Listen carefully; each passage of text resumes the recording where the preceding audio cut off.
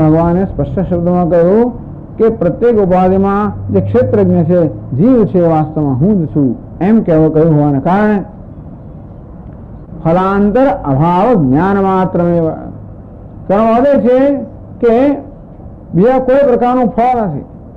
આ જ્ઞાન છે, એક જ ફળ છે, અને એ કે જીવ અને બ્રહ્મનું ઐક્ય. એટલે પ્રવેશ એટલે શું? ખરેખર એમ કહેવામાં આવે કે જીવાત્મા મારામાં પ્રવેશ કરે તો હવે શું સમજીએ?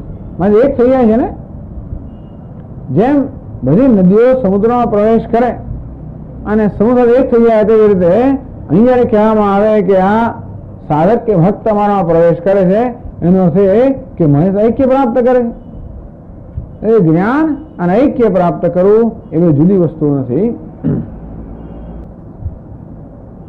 બ્રહ્મ પ્રાપ્તિ ફલાંતર શક્ય બ્રહ્માત્મનો ભેદભાવાત ન જ્ઞાન દેવતા તત્પ્રાપ્તિ. એવું ન થાય કે પહેલા જ્ઞાન થાય અને પછી બ્રહ્મ સાથે ઐક્ય પ્રાપ્ત થાય. કે ના, આ જ્ઞાન અને ઐક્ય વાસ્તવમાં જુદા નથી. એમ કરીને આ પ્રવેશ અને જ્ઞાન એ જુદી ક્રિયાઓ નથી. જાણીને પ્રવેશ કર્યો નહીં, જાણવા દ્વારા પ્રવેશ કર્યો. જાણીને પ્રવેશ કર્યો નહીં, પરંતુ જાણવા દ્વારા પ્રવેશ કર્યો. અર્થાત એટલે કે હું દસમો છું એમ જાણીને દસમો બન્યો એમ નહીં, પરંતુ એ જ્ઞાન દ્વારા દસમો બન્યો. એમ કે હું દસમો છું એમ જાણીને દસમો બન્યો. એટલે જાણવું ને બનવું જુદી વસ્તુ એવું લાગે તો કે નહીં, જાણવું અને બનવું ખરેખર એક જ છે. જાણવા દ્વારા દસમો બન્યો. હવે બીજો એક પ્રશ્ન કરે છે, જ્ઞાન નિષ્ઠયા પરયા ભક્ત્યા મામ અભિજાનાતિ દુક્તમ આક્ષેપતિ.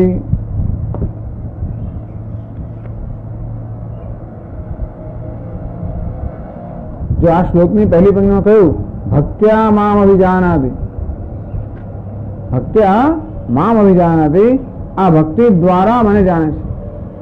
ભક્તિનો શું અર્થ કર્યો? જ્ઞાન નિષ્ઠા. એટલે જ્ઞાન નિષ્ઠયા પરયા ભક્ત્યા. શંકરાચાર્ય મહારાજે ભક્તિ શબ્દ અર્થ કર્યો કે જ્ઞાન નિષ્ઠા લક્ષણા પરામ ઉત્તમામ જ્ઞાન લક્ષણામ ચતુર્થી લભતે. તો ભક્તિ શબ્દ અર્થ કર્યો જ્ઞાન નિષ્ઠા. એટલે જ્ઞાન નિષ્ઠા ભક્તિથી મામ અભિજાનાતિ, એ મને જાણે છે. આ જ્ઞાન નિષ્ઠાથી મને જાણે છે. ભક્ત્યા જાનાતિ, જો પાછું વ્યાકરણ આવ્યું. ભક્ત્યા તૃતીય વિભક્તિ, મામ જાનાતિ મને જાણે છે. ભક્ત્યા મામ અભિજાનાતિ, ભક્તિ દ્વારા મને જાણે છે. ભક્તિ સાધન બન્યું, જાણવાનું છે એ એનું ફળ મળે. બરોબર છે? તો ભક્તિ શબ્દ શું કર્યો? જ્ઞાન નિષ્ઠા. જ્ઞાન નિષ્ઠા દ્વારા મને જાણે છે.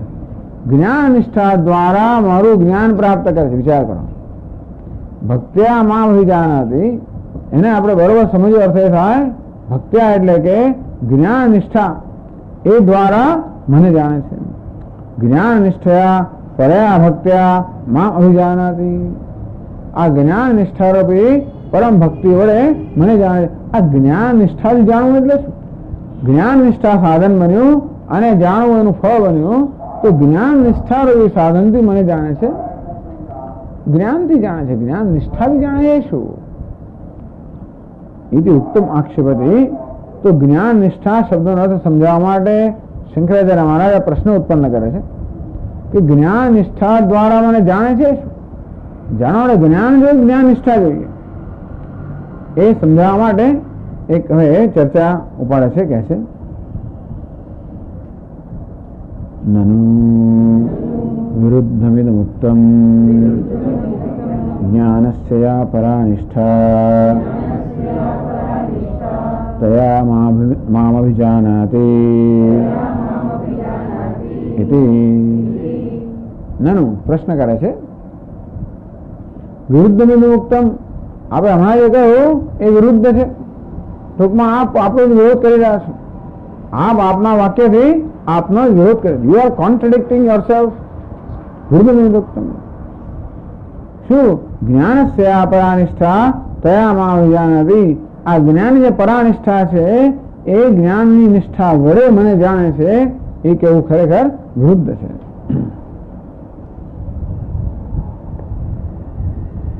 તો કે છે આગળ કથમ વૃદ્ધમ ఇది ચેદ. ભાઈ તમને આમાં શું વિરોધ દેખાયો? જ્ઞાન નિષ્ઠા દ્વારા મને જાણે છે, કથમ વિરુદ્ધમ, વિરોધ ક્યાં આવ્યો? એ છે આવું જો તમારો પ્રશ્ન હોય એટલે પેલો કહે છે આવો જો પ્રશ્ન હોય તો ઉચ્ચતે અમારા કહેવાનું છે કે જ્ઞાન નિષ્ઠા દ્વારા જાણવું એમાં કેવો વિરોધ સમાયેલો સમજાવે છે. યદા એવ યસ્મિન વિષયે જ્ઞાનમુત્પદ્યતે જ્ઞાતુઃ તદા એવ તમ વિષયમ અભિજાનાતિ જ્ઞાતા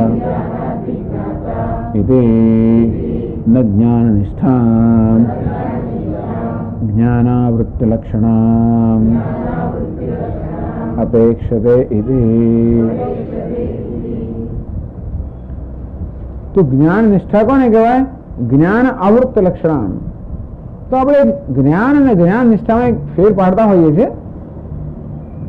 કે જ્ઞાન થયા પછી પણ પ્રતિબંધ કરી જાય, જેમ કે દેહાત બુદ્ધિ, હું બ્રહ્મ છું એ પ્રકારનું જ્ઞાન થયા પછી પણ, અપરોક્ષ જ્ઞાન થયા પછી પણ પેલી જૂની ટેવને કારણે દેહની અંદર વાણવા હોય પછી અહમ બુદ્ધિ થઈ જાય, દેહાત બુદ્ધિ, તો હું દેહ છું એ પ્રકારની બુદ્ધિ ઉત્પન્ન થઈ જાય અને હું બ્રહ્મ છું એ પ્રકારના જ્ઞાનને ખસેડી મૂકે. અને એની એ જ્ઞાનને આપણે કહેવાય સત પ્રતિબંધકમ જ્ઞાન, પ્રતિબંધ સહિતનું, અંતરાય સહિતનું જ્ઞાન. તો જ્ઞાન નિષ્ઠા કોને કહેવાય? એ પ્રકારનો પ્રતિબંધક અંતરાય ન હોય, અર્થાત હું દેહ એ પ્રકારની વૃત્તિ ઉઠે જ નહીં, હું બ્રહ્મ છે એ વૃત્તિ ઉઠ્યા કરે અને પછી વૃત્તિ બંધ ના રહે, એ પ્રકારનું જ્ઞાન આવશ્યક છે. મોક્ષ માટે કયું જ્ઞાન સાધન છે? જે જ્ઞાનમાં કોઈ પ્રકારનો અવરોધ નથી. આવરણ, સંશય અને વિપર્ય, અજ્ઞાન, સંશય અને વિપર્ય, આ ત્રણ પ્રકારના અવરોધ કયા? અજ્ઞાન જે શ્રવણથી જાય, સંશય છે મનનથી જાય, વિપર્ય અર્થાત દેહાત બુદ્ધિ નિર્ધ્યાસનથી જાય. એટલા માટે નિર્ધ્યાસનની જરૂર છે. નિર્ધ્યાસન એટલે હું બ્રહ્મ છું એ પ્રકારની વૃત્તિ સતત જાળવી રાખવી. હું બ્રહ્મ છું એવું જાણ્યા પછી પણ એ પ્રકારની વૃત્તિ જાળવી રાખવી પડે છે, કારણ કે હું દેહ છું એ પ્રકારની વૃત્તિ બધી સ્વાભાવિક વૃત્તિઓ ઉઠતી હોય છે અને માટે એને હટાવવા માટે એ દેહાત બુદ્ધિના જે સંસ્કાર છે એના કરતા પણ આપણે વધારે પ્રબળ સંસ્કાર ઉત્પન્ન કરીએ બ્રહ્માત્મ બુદ્ધિના. એ માટે વારંવાર હું બ્રહ્મ છું, હું બ્રહ્મ છું, હું બ્રહ્મ છું, આ પ્રકારે વૃત્તિનો પ્રવાહ જાળવી રાખવો પડે. એને કહ્યું જ્ઞાનાવૃત્તિ લક્ષણામ. આ જ્ઞાનાવૃત્તિ, હું બ્રહ્મ છું એ પ્રકારના જ્ઞાનની જે વૃત્તિ છે એને દોહરાવવી, સતત એને જાળવી રાખવી, એને આપણે જ્ઞાન નિષ્ઠા કહીએ. તો કે આવી શું જરૂર છે? જો જ્ઞાન પ્રાપ્ત થાય એટલે કહ્યું કે યદા એવ યસ્મિન વિષય જ્ઞાન ઉત્પદ્યતે, યદા એવ જ્યારે પણ કોઈ વિષયમાં આપણે જયારે જ્ઞાન જન્મે, જેમ કે આ ફૂલ છે એનું જ્ઞાન જન્મે, તદા એવ તે વિષય અભિજાનાતિ. આ મારી પાસે આ જાસૂદ, આ ફૂલ છે એ પ્રકારનું જ્ઞાન જન્મ્યું, લાલ ફૂલ છે, બસ જેવું જ્ઞાન જન્મ્યું કે તરત મને થયું કે આ લાલ ફૂલ છે, જ્ઞાન થયું. પછી આ લાલ ફૂલ છે, લાલ ફૂલ છે, લાલ, એવી કઈ જરૂર નથી પડતી. જોયું એટલે જાણી લીધું. જાણી પછી મને આખો કે ના કરવો પડે કે કઈ તકલીફ અંદર થઈ હોય તો જુદી વાત છે, એવું જ્ઞાન પણ નહીં તો સામાન્ય રીતે જાણી લીધું કે આ જાસૂદ છે કે આ લાલ ફૂલ છે. ટૂંકમાં આ ફૂલનું જ્ઞાન થવા માટે વારંવાર આ વૃત્તિને દોહરાવી પડે મનમાં. આ ફૂલ છે, ફૂલ છે, ફૂલ છે, એવી કોઈ જરૂર નથી. યદા એ યસ્મિન વિષય જ્ઞાન ઉત્પદ્યતે જ્ઞાતુઃ, જ્યારે કોઈ જ્ઞાતાને કોઈ વિષયમાં જ્ઞાન જન્મે, તદા એવ તે વિષય જાણાતી, તરત એ વિષયને જાણે છે. કોણ છો? તો કે ઇન્દુબેન. તરત જાણી લીધું. પછી કે ઇન્દુબેન કઈ કાંઈ જરૂર ના પડે, જાણી લીધું. તો જેવું કોઈ વિષયનું કે વ્યક્તિનું જ્ઞાન પણ તરત જાણી લીધું, પછી એની મનમાં દોહરાવાની જરૂર નહીં પડતી. ન જ્ઞાન નિષ્ઠા, પણ એની એ જ જ્ઞાનની આવૃત્તિને, એ જ વૃત્તિને વળી પાછી મનમાં વાગોળ્યા જ કરવી, એને મનમાં ફેરવ્યા જ કરવી, માં ફેરવાની જેમ એવી જરૂર નથી હોતી.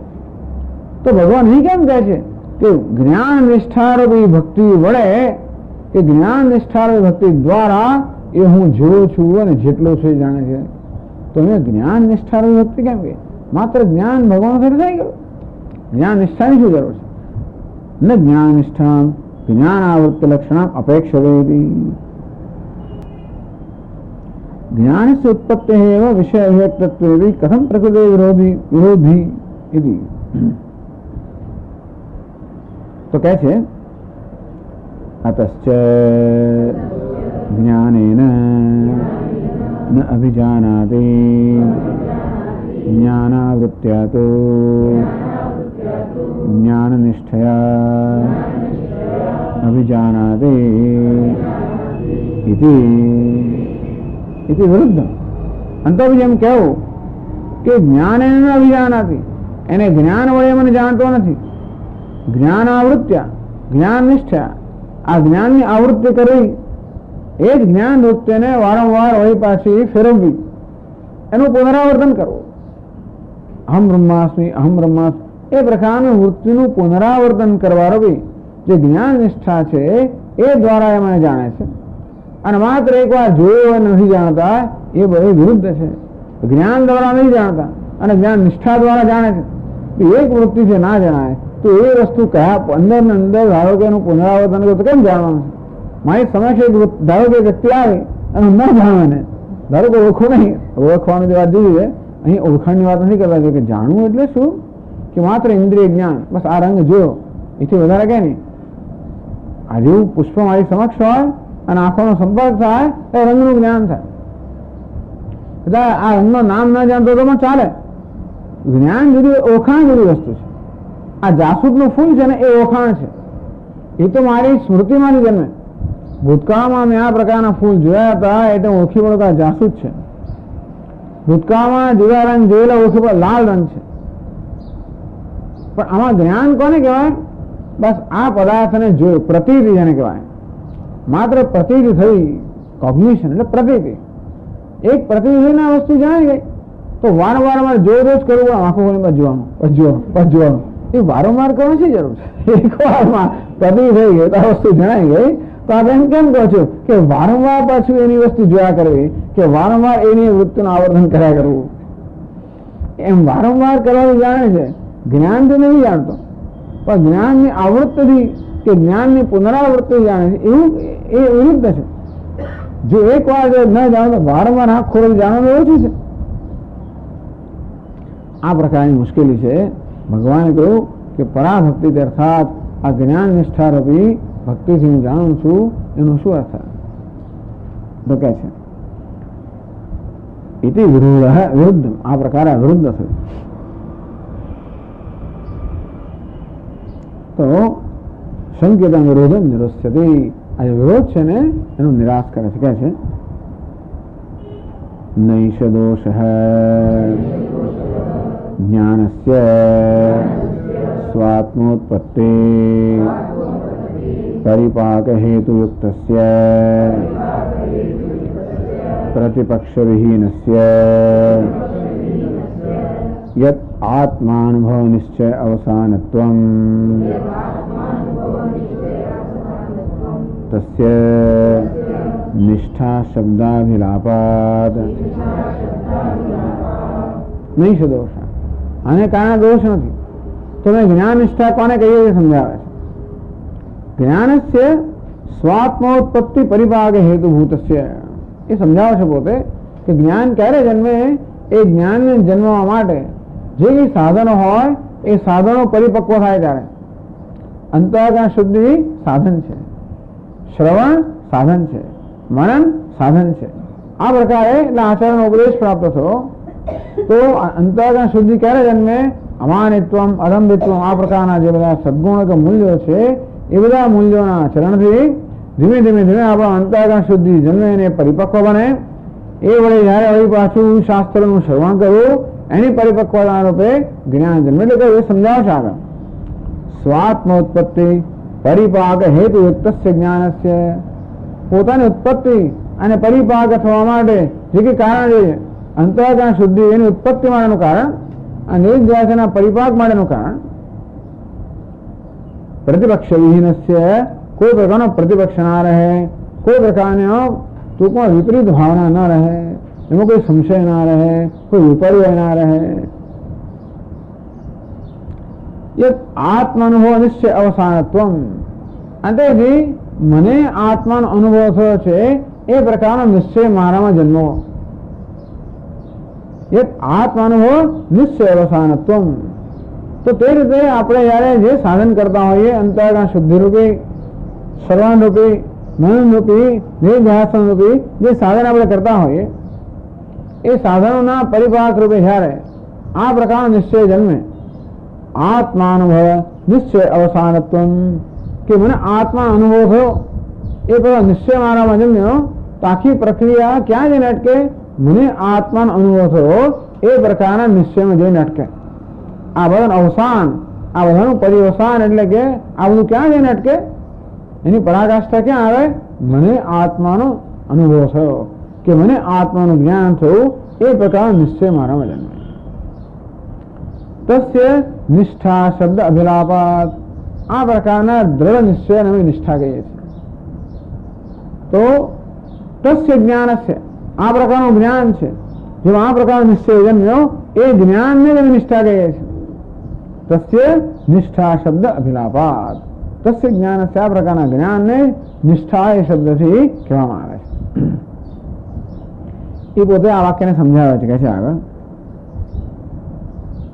શાસ્ત્રાચાર્યોપદેશેન જ્ઞાનોત્પત્તિ પરિપાક હેતું સહકારી કારણમ બુદ્ધિ વિશુદ્ધ્યાદિ અમાનિત્વાદિ ચ અપેક્ષ્ય જનિતસ્ય ક્ષેત્રજ્ઞ પરમાત્મૈકત્વજ્ઞાનસ્ય કર્ત્રાદિકારક ભેદ બુદ્ધિ નિબંધન સર્વકર્મ સંન્યાસ સહિતસ્ય સ્વાત્માનુભવ નિશ્ચય રૂપેણ યત અવસ્થાનમ સા પરાજ્ઞાન નિષ્ઠા ઇતિ ઉચ્યતે. બહુ લાંબુ વાક્ય છે. શાસ્ત્ર આચાર્ય ઉપદેશેન, યો હિ શાસ્ત્રાનુસારી આચાર્ય ઉપદેશ. શંકરાચાર્ય મહારાજ વારંવાર આ શબ્દ પ્રયોગ કરે છે, શાસ્ત્રાચાર્ય ઉપદેશેન. શાસ્ત્ર આચાર્યનો ઉપદેશ એટલે કે શાસ્ત્રને અનુસારી. આચાર્યનો ઉપદેશ તો કેવો ઉપદેશ? શાસ્ત્રને અનુસરીને થયેલો આચાર્યનો ઉપદેશ, અને કહેવાય શાસ્ત્ર આચાર્ય ઉપદેશ. આચાર્ય ઉપદેશ કરેલો પૂરતો નથી, એ કપોલ કલ્પિત ઉપદેશ કરે વગર નહીં. કેવો ઉપદેશ કરે? શાસ્ત્રને અનુસરીને. એવું શાસ્ત્ર અનુસારે આચાર્ય ઉપદેશ, શાસ્ત્ર અનુસરીને કરવામાં આચાર્યનો ઉપદેશ છે. ઉપદેશેન જ્ઞાનોત્પત્તિ, તેને જ્ઞાનોત્પત્તિ. તો શાસ્ત્ર જયારે આચાર્યને આચાર્ય જયારે શાસ્ત્ર અનુસાર ઉપદેશ કરે ત્યારે જ્ઞાન જન્મે. આચાર્યવાન પુરુષો વેદ. છાંદોગ્યોપનિષદે કહ્યું, આ પણ એક મોટું વાક્ય છે, એ પણ 1000 વાર આવશે. આચાર્યવાન પુરુષો વેદ. એવું છે ને કે સ્વામી એક જ જગ્યાએ એટલે બસ આટલું મોટું થઈ ગયું, પણ એક જગ્યાએ તો ચાલે, કારણ કે દરેક ઉપનિષદ જુદી વસ્તુ આપણી સમક્ષ પ્રગટ કરતું હોય. દરેક ઉપનિષદમાં દર્શન તો દ્રષ્ટિ તો એક જ હોય, પણ છતાં એના જેવા પાસાઓ જે છે ને, જેવા પાસાઓને આપણી સમક્ષ વધારે એ વ્યક્ત કરતું હોય, તો એક જગ્યાએ એક પાસાને મહત્વ આપવામાં આવે, બીજા બીજા પાસાને મહત્વ આપવામાં આવે. તેથી એકની એક વસ્તુ બધે ના પણ આવે, અમુક વસ્તુ બધે જ આવે. આમ બ્રહ્માસ્મિ તત્વ, આ જે બ્રહ્મ એક એનો ઉપદેશ બધે જ આવે, છતાં પણ ક્યાંક કોઈ બ્રહ્મચર્યની વાત આવે, ક્યાંક કોઈ તપસ્યાની વાત આવે, ક્યાંક કોઈ અંતઃકરણ શુદ્ધિની વાત આવે, ક્યાંક કોઈ આચાર્યની વાત આવે, ક્યાંક કોઈ શરણાગતિની વાત આવે. આ બધું જ બધાનો ઉપસંહાર કરવાનો. એટલા માટે બ્રહ્મસૂત્રમાં કહ્યું છે કે જુદા જુદા ગ્રંથોમાં એટલે ઉપનિષદમાં જે બધી સામગ્રી પ્રાપ્ત થાય એ બધી સામગ્રી એકઠી કરવાની, એક જગ્યાએ કે સ્વામી હું તો આચાર્યની વાત કરી નથી, મારે આચાર્યની જરૂર એવું ને, ત્યાં વાત કરી છે, ત્યાં આચાર્યની વાત કરી, તો સ્વામી ત્યાં કઈ શાંત સમદમની વાત આવે તો ત્યાં કરી. એક જગ્યાએ શું કે શાંતો દાંત ઉપરત તિતિક્ષુ શ્રદ્ધાવેત્તો ભૂતવા, એક જેવી વાત કરી. બીજે શું કે સમિત પાણી, હાથમાં સમિત લઈને જવું. ત્રીજી જગ્યાએ શું કે આચાર્યવાન પુરુષો વેદ, જેના આચાર્ય છે એ પુરુષને જ્ઞાન થાય. તદ વિજ્ઞાનાર્થમ ગુરુમેવ અભિગચ્છેત, એ જ્ઞાન પ્રાપ્ત કરવા માટે એનું ગુરુ પાસે જ જવું છે. આમ જુદી જગ્યાએ જે બધા જુદા એક જ વિષયમાં જુદી વસ્તુ કહેવામાં આવી હોય એ બધાનો ઉપસંહાર કરવાનો, બધાનો સંગ્રહ કરવાનો અને એ પ્રકારે સમજવાનું. તો કહ્યું છે આચાર્યવાન પુરુષો વેદ, જેના આચાર્ય છે એ પુરુષને જ્ઞાન થાય. એટલે કહ્યું કે શાસ્ત્ર આચાર્ય ઉપદેશેને જ્ઞાનોત્પત્તિ તસ્યા પરિપાક, એ જ્ઞાન ઉત્પન્ન પરિપાક થવો જોઈએ. અર્થાત જે કે અવરોધ હોય દૂર થવા જોઈએ, એ સંશય હોય વિપરીત ભાવના દૂર થવી જોઈએ. તસ્યાસ્ય પરિપાક સંશયાદિ પ્રતિબંધ ધ્વંસ, સંશય વિપરીત બુદ્ધિ આજે બધા એના અવરોધ છે એ દૂર થાય એનો થયો કે જ્ઞાનનો પરિપાક છે. તો આ જ્ઞાનમાં અને ફૂલના જ્ઞાનમાં થોડો ફેર છે, એટલા માટે આ ચર્ચા કરવામાં આવી. આ ફૂલને એક પ્રતિવિષય જ્ઞાન થઈ ગયું, પછી વારંવાર પ્રતિવિષયની જરૂર નથી. પરંતુ આત્મા વિશે એવું છે ને કે અત્યારે મારા મનમાં ભ્રમ પ્રવર્તમાન છે. એ ભ્રમ પ્રવર્તમાન હોવાને કારણે એ ભ્રમ વારંવાર દેખાડે પાછો. એટલા માટે ભ્રમ જ્યાં સુધી દૂર ન થાય ત્યાં સુધી આનો પરિપાક થવો જોઈએ. જે જગ્યાએ કોઈ ભ્રમ નથી, જ્યાં સંશય નથી, વિપરીત બુદ્ધિ નથી, એવી જગ્યાએ એક વાર પ્રતિવિષય અને જ્ઞાન જન્મી ગયું. પણ જ્યાં સંશય છે ત્યાં બધા સંશયો દૂર થવા જોઈએ. જ્યાં વિપરીત બુદ્ધિ છે તે વિપરીત બુદ્ધિ પણ દૂર થવી જોઈએ. એટલે આ જ્ઞાનને પરિપક્વતાની અપેક્ષા છે. અનેક જન્મ સંસિદ્ધ તતો યાદિ પરામ ગતિમાં, અનેક જન્મ દ્વારા જ્ઞાનમાં પરિપક્વતા પ્રાપ્ત કરતા કરતા બહુનામ જન્મનામ અંતે જ્ઞાનવાન મામ પ્રપદ્યતે, બહુ બધા જન્મના અંતે આ જ્ઞાની પુરુષ મને પ્રાપ્ત કરે. એ પરિપક્વતાની જરૂર છે. એટલે કહ્યું, એટલે કહેવામાં આવ્યું જ્ઞાનોત્પત્તિ પરિપાક હેતુ. આ જ્ઞાનની ઉત્પત્તિ જન્મે પરિપાક, એ માટે પણ સાધનો જોઈએ. તો તસ્યાસ્ય પરિપાક સંશયાદિ પ્રતિબંધ ધ્વંસ, આ સંશય વગેરે જે કે પ્રતિબંધ છે એ બધા દૂર થાય ત્યારે આ જ્ઞાન પક્વ થયું કહેવાય. એને માટેનું મુખ્ય કારણ કયું? ઉપદેશ.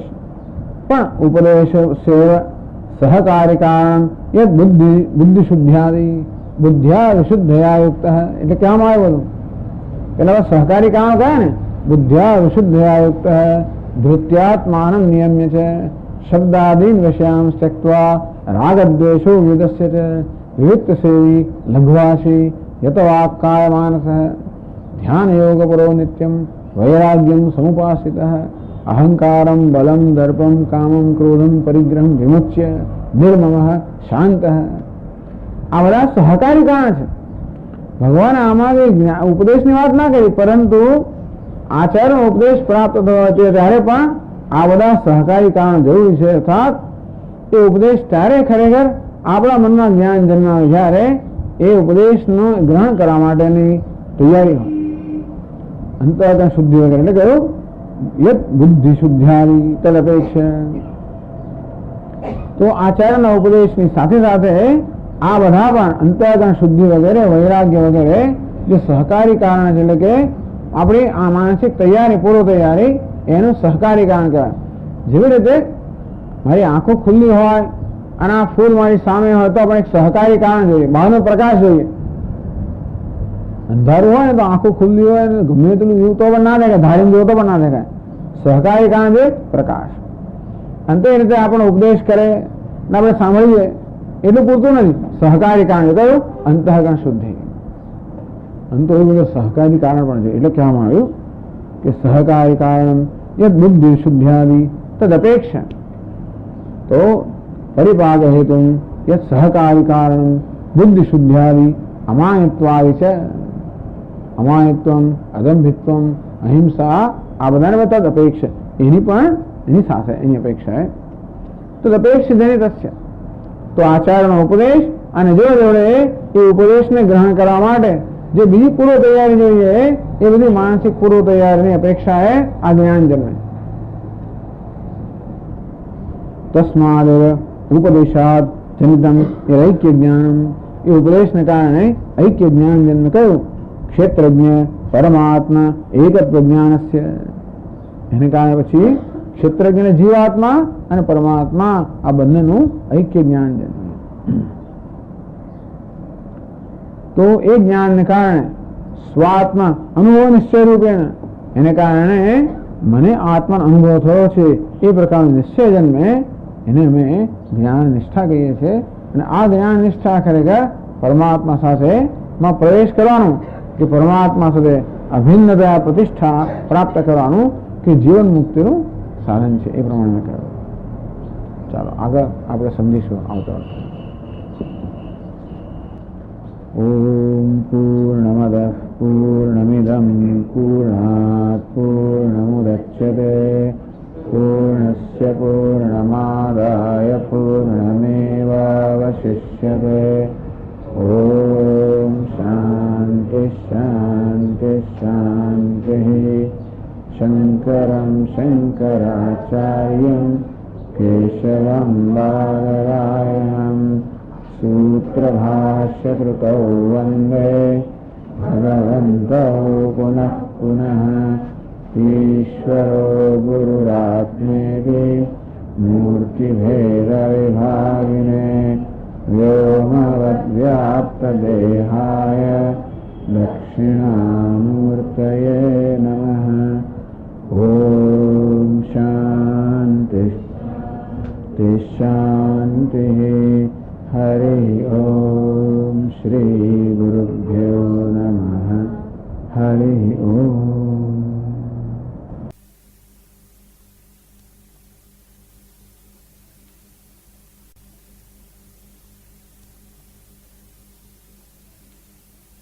ઓમ નારાયણઃ પરો વ્યક્તા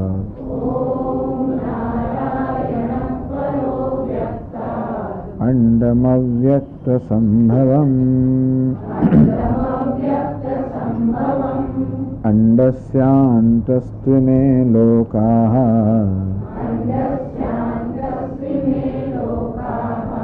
સપ્તદ્વીપા ચ મેદિની.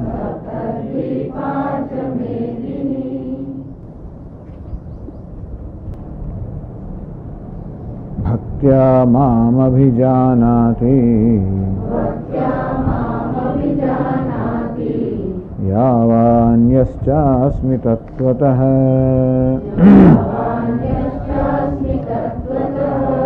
તતો માં તત્વતો જ્ઞાત્વા વિશતે તદનંતરમ.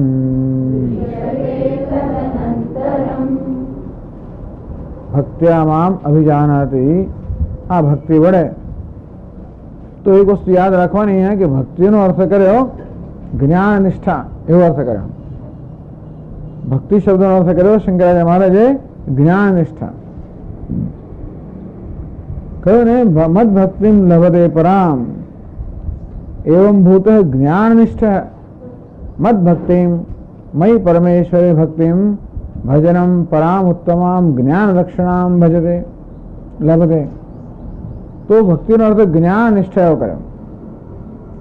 ભક્ત્યા મામ અભિજાનાતિ, આ જ્ઞાન નિષ્ઠાથી એ મને જાણે છે.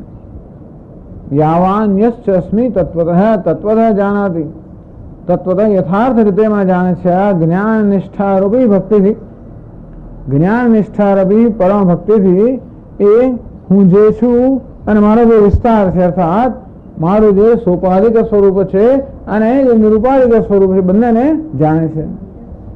તતો મામ તત્વતો જ્ઞાત્વા, અને ત્યારે આ રીતે તત્વતઃ હું જે છું તે જાણીને તદનંતરમ એને કારણે વિમામ વિશતે મારામાં પ્રવેશ કરે છે, અર્થાત મારી સાથે એક થઈ જાય છે. તો પ્રવેશ કરવો એટલે શું? વેદાંત શાસ્ત્રમાં પ્રવેશ શબ્દ તો મુખ્ય તો હોઈ ના શકે. જો ઈશ્વર વાસ્તવમાં જીવ કરતા જુદો હોય તો જીવ ઈશ્વરનો પ્રવેશ કરવાનો હોય, પણ જ્યાં જીવ અને બ્રહ્મ એક જ હોય ત્યાં પ્રવેશ કોઈ મુખ્ય અર્થમાં ના હોઈ શકે. અને તો પ્રવેશ કરીએ અને ત્યાં કેવું થાય આપણને? ટૂંકમાં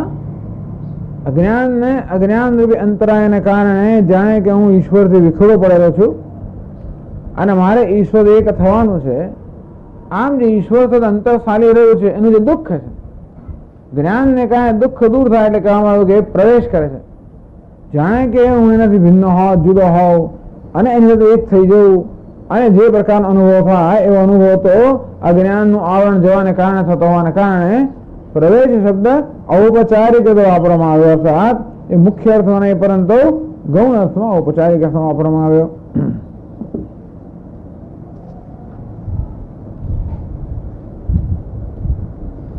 એટલે કયું ભાષ્યમાં 459 પાના પર 55 શ્લોકમાં ત્રીજા પેરેગ્રાફમાં અત્ર જ્ઞાન પ્રવેશ ક્રિયે ભિન્ન વિવક્ષતે. તો જ્ઞાત્વા મામ વિશતે, મારું જ્ઞાન પ્રાપ્ત કરીને મારામાં પ્રવેશ કરે છે. અને તો આવો શબ્દ આવો પ્રયોગ ક્યારે થાય? જ્યારે જ્ઞાન અને પ્રવેશ જુદી ક્રિયા હોય ત્યારે વ્યાકરણનો આ પ્રકારનો પ્રયોગ થાય. જ્ઞાત્વા મામ વિશતે, જ્ઞાત્વા મને જાણીને, વિશતે મારામાં પ્રવેશ કરે છે. મને જાણીને મારામાં પ્રવેશ કરે છે કે જાણવાની ક્રિયા પહેલા થાય અને પ્રવેશની ક્રિયા પછી થાય. એટલે આ જાણવું અને પ્રવેશ કરવો આ બે જુદી ક્રિયાઓ છે. પહેલા જાણવું અને પછી પ્રવેશ કરવો એવો એનો સાદો અર્થ થાય. એટલે ખુલાસો કરતા શંકરાચાર્ય મહારાજે કહ્યું ન અત્ર જ્ઞાન પ્રવેશ ક્રિયે ભિન્ન વિવક્ષતે. જ્યારે ભગવાન જ્ઞાત્વા વિશતે મને જાણીને પ્રવેશ કરે છે કહે ત્યારે જ્ઞાન અને પ્રવેશની ક્રિયાઓ ભિન્ન છે એવો એમનો હેતુ નથી. કેમ તારી? તો પછી આવો આ પ્રકારના શબ્દ પ્રયોગનો, આ પ્રકારના વાક્યનો હેતુ શું હશે? ફલાંતર અભાવ જ્ઞાન માત્રમેવ, કે જ્ઞાન પછી બીજા કોઈ પ્રકારનું ફળ નથી. આમ ઐક્ય સિવાયનું કોઈ ફળ નથી જ્ઞાન માટે. ક્ષેત્રજ્ઞમ ચાવ્યમામ વિદ્ધિ ઇતિ ઉક્તત્વાત બ્રહ્મ પ્રાપ્તિ એવ ફલાંતરમ, એવું નહીં. જ્ઞાન પ્રાપ્ત કર્યા પછી બ્રહ્મની પ્રાપ્તિ થાય એવું નહીં. તો કે ના, જ્ઞાન પ્રાપ્ત કરવું અને બ્રહ્મને પ્રાપ્ત કરવું એ જુદી વસ્તુઓ નથી.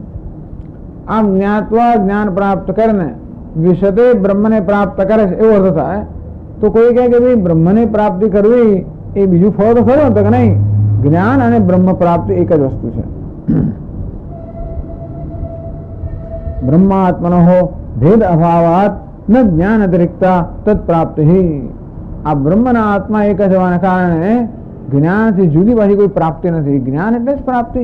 જેમ 10મા છોકરાને થયું ને હું 10મો છું, એ જ્ઞાન એટલે જ 10માની પ્રાપ્તિ. એ 10મો એને કદાચ જુદો હોત તો જ્ઞાન ને પ્રાપ્તિ જુદી વસ્તુ હોત. અત્યારે મારે કાશ્મીર જવું છે તો કાશ્મીર હું નથી, તો જ્ઞાન અને પ્રાપ્તિ જુદી વસ્તુ છે. જ્યારે અપ્રાપ્ત વસ્તુ હોય ત્યારે જ્ઞાન ને પ્રાપ્તિ જુદી વસ્તુ છે. હું જાણું પહેલા અને પછી પહોંચું, પછી પ્રાપ્ત જ છે. તેમાં જાણવું અને પહોંચવું. ઓ ચશ્મા પહેરેલા જ છે એનું શોધ્યા કરું, ખ્યાલ પણ નથી કે ચશ્મા પહેરીને ચશ્મા શોધું છું. પછી ખ્યાલ હોય ચશ્મા પહેરેલા છે. જાણવું અને પ્રાપ્ત કરવું. તો જે પ્રાપ્ત નિત્ય પ્રાપ્ત હોય એમાં જાણવું અને પ્રાપ્ત કરવું જુદી વસ્તુ નથી. જ્યાં પ્રાપ્ત હોય એમાં જાણ્યા પછી પ્રાપ્ત થાય. જ્યારે જે નિત્ય પ્રાપ્ત છે એમાં જાણવું અને પ્રાપ્ત કરવું બંને એક જ છે. એટલા જ માટે કે અપ્રાપ્તિ એ ભ્રમ છે, વાસ્તવિકતા નથી. જે નિત્ય પ્રાપ્ત છે એ અપ્રાપ્ત. ચશ્મા પહેરેલા જ છે પણ મારા ભ્રમ ઉત્પન્ન થયો કે ચશ્મા મારે પહેરવાના છે, તો એમાં ભ્રમની નિવૃત્તિ એટલે જ પ્રાપ્તિ. એ ભ્રમ અજ્ઞાન જન્મ હોવાના કારણે ભ્રમ નિવૃત્તિ અજ્ઞાન દૂર કરતી થાય. તેથી જ્ઞાન પ્રાપ્તિ અને બ્રહ્મ પ્રાપ્તિ બે જુદી વસ્તુઓ નથી. એ કહ્યા પછી આ જ્ઞાન નિષ્ઠાથી મને જાણે છે. ભક્ત્યા મામ અભિજાનાતિ.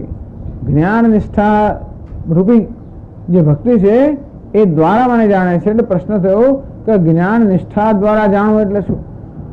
આમ તો જ્ઞાન દ્વારા કોઈ પદાર્થ આપણે જાણતા હોઈએ છીએ, તો જ્ઞાન નિષ્ઠા એટલે એકની એક જ વૃત્તિનું અંદર આવર્તન કરવું. તો એવું કેમ જરૂર પડે છે? એટલે પ્રશ્ન એક પૂછ્યો, નનુ વિરુદ્ધ મુક્તમ જ્ઞાનસ્ય પરાનિષ્ઠા તયા મામ અભિજાનાતી, કે જ્ઞાન જે પરાનિષ્ઠા છે એ દ્વારા મને જાણે છે. અભિજાનાતી આભિમુખ્યેન જાનાતિ એકત્વેન અભેદતયા જાનાતિ. કથમ વિરુદ્ધ ઉચ્યતે? ભગવાન વિરુદ્ધ કેમ કહે છે? યદા એવ યસ્મિન વિષય જ્ઞાન ઉત્પદ્યતે જ્ઞાતુઃ તદેવ તમ વિષયમ અભિજાનાતિ જ્ઞાતા.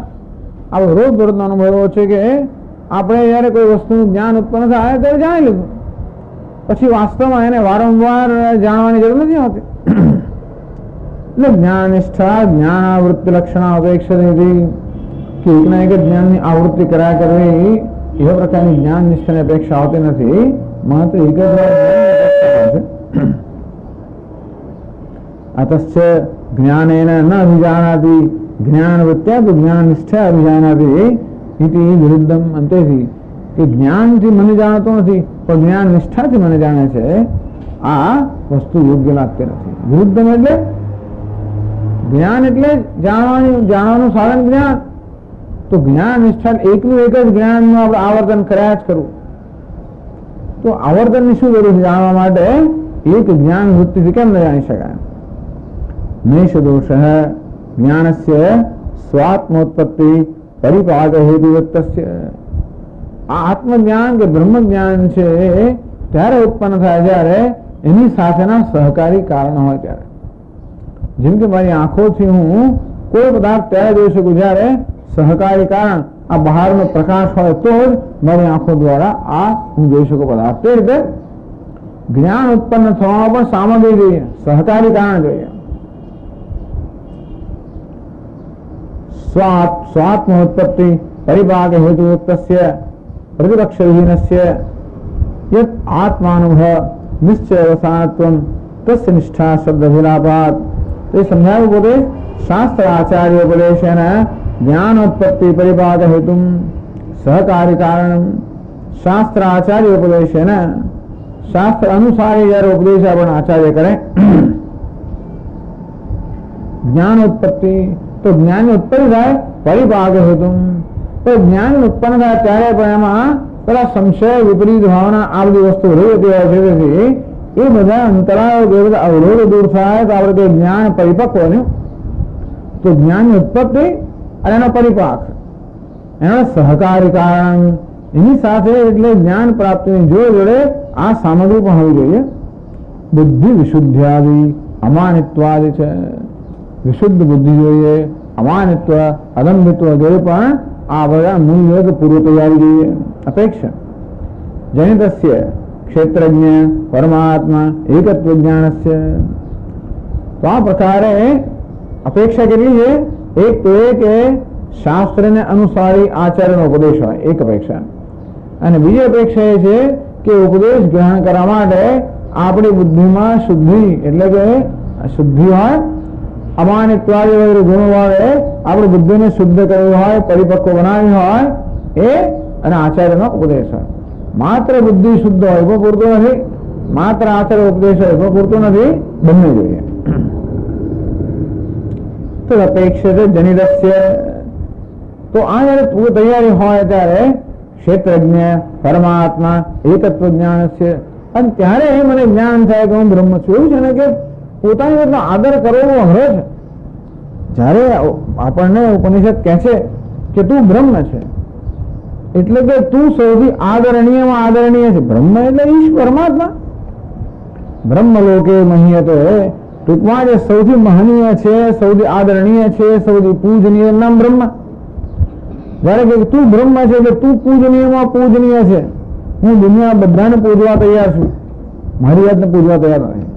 સ્વામી દયાનંદ મહારાજ કહે કોઈ પણ વિચિત્ર વેશ લઈને આપણી સમક્ષ તરત પગે પણ આપણે તૈયાર છે, મારી જાતનો આદર કરવામાં તૈયાર નથી. મારી જાત માટે એટલી બધી ગ્રંથિઓ છે, એટલી હીન ભાવના છે કે હું મારી જાતનો આદર કરું અને આ મારા વિશેનું સત્ય શોધી કાઢું કે મારા વિશેના સત્ય જે છે એ ખરેખર શોધી કાઢો એટલે કે ટૂંકમાં એ વસ્તુનો સ્વીકારો કે ખરેખર હું બ્રહ્મ છું, પૂજનીય છું, આદરણીય છું. આ રીતે પોતાનો સ્વીકાર કરવા માટે શુદ્ધ અંતઃકરણની જરૂર છે. એટલા માટે દુનિયાના બીજા વિષયોના જ્ઞાન માટે આ પ્રકારે અંતઃકરણ શુદ્ધિની કોઈ જાળી આવશ્યકતા નથી. અંતઃકરણ શુદ્ધિ એટલે શું? પોતાનો સ્વીકાર, પોતાનાથી પ્રસન્નતા, પોતાનાથી સ્વસ્થતા. છેવટે આવી રીતે આગળ ઉભું રહે.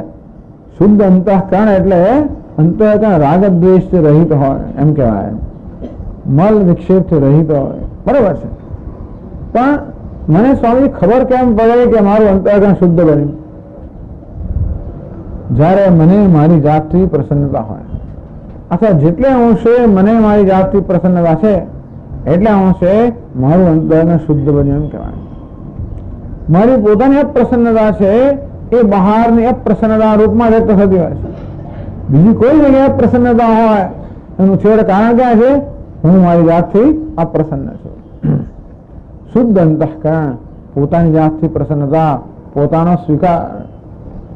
આત્મનેવ આત્મના તુષ્ટ. એટલા માટે જ્ઞાની પુરુષ માટે એવું કહે છે સ્વયં પોતાનાથી સંતુષ્ટ છે. તો આપણને જાણે આ જ વસ્તુ કહેવામાં આવે કે જે પવિત્રતા, જે પૂર્ણતા, જે પૂજનીયતા, જે દિવ્યતા તો શોધી રહ્યો છું દુનિયામાં, એ તું જ છે. માનવા તૈયાર ના છે હું. એટલે કે એ ક્યારે આપણે માનવા તૈયાર થઈએ? જ્યારે આપણું અંતઃકરણ શુદ્ધ હોય. એટલા અંતઃકરણ શુદ્ધિ આવશ્યકતા છે. કારણ કે શુદ્ધ અંતઃકરણ એટલે મારી જાતનું દોષારોપણ કરવું, મારી જાતનો તિરસ્કાર કરવો, આ પ્રકારની જે એક આવી ટેવ પડી ગયેલી છે એ ટેવમાંથી ધીમે ધીમે મુક્ત થવું. મારી જાતનો અનાદર કરવો, તિરસ્કાર કરવો. એટલા માટે આચાર્યના ઉપદેશ ઉપરાંત એ ઉપદેશ ત્યારે ખરેખર સ્પર્શે આપણને. તું બ્રહ્મ છે ઉપદેશ ત્યારે સ્પર્શે જ્યારે ખરેખર હું મારી જાતથી પ્રસન્ન હોઉં, સંતુષ્ટ હોઉં, ત્યારે સ્પર્શે. ક્ષેત્રજ્ઞ પરમાત્મા એકત્વ જ્ઞાન છે. આ પ્રકારની સામગ્રી હોય ત્યારે ક્ષેત્રજ્ઞ એટલે જીવાત્મા અને પરમાત્માનું ઐક્ય જ્ઞાન છે. એ કેવું છે? એ અગત્યની વસ્તુ કહે શંકરાચાર્ય મહારાજ. કર્ત્રાદિ કારક ભેદ બુદ્ધિ નિબંધન સર્વકર્મ સંન્યાસ સહિતસ્ય. આ જ્ઞાન જે છે ને સર્વકર્મ સંન્યાસ સહિતસ્ય, બધા જ કર્મના સંન્યાસ સાથે એ પછી બીજી તૈયાર થઈ અથવા આ વસ્તુ થાય. આત્મજ્ઞાન એટલે આપોઆપ જ બધા કર્મનો સંન્યાસ થાય. કેમ થાય? એ કહે છે ભેદ બુદ્ધિ નિબંધન. આ કર્મ છે ને હંમેશા ભેદ બુદ્ધિ પર આધારિત છે. કયા પ્રકારની ભેદ બુદ્ધિ? કર્ત્રાદિકારક. હું કરતા છું, આ કર્મ છે, આ કરણ છે, આ ક્રિયા છે, આ પ્રકારનો ભેદ. પેલું ફળ છે તો કર્મ કરનાર હું જુદો, ફળ જુદું જે મારે મેળવવાનું છે, અનુભવવાનું છે, અનુભવનું સાધન મળ્યું મારું અંતઃકરણ જુદું, અને એ કર્મ કરવા માટે આ કર્મેન્દ્રિયો જુદી. આમ કર્તા, કર્મ, કરણ, ફળ, ક્રિયા આ બધી વસ્તુઓ જુદી જુદી છે.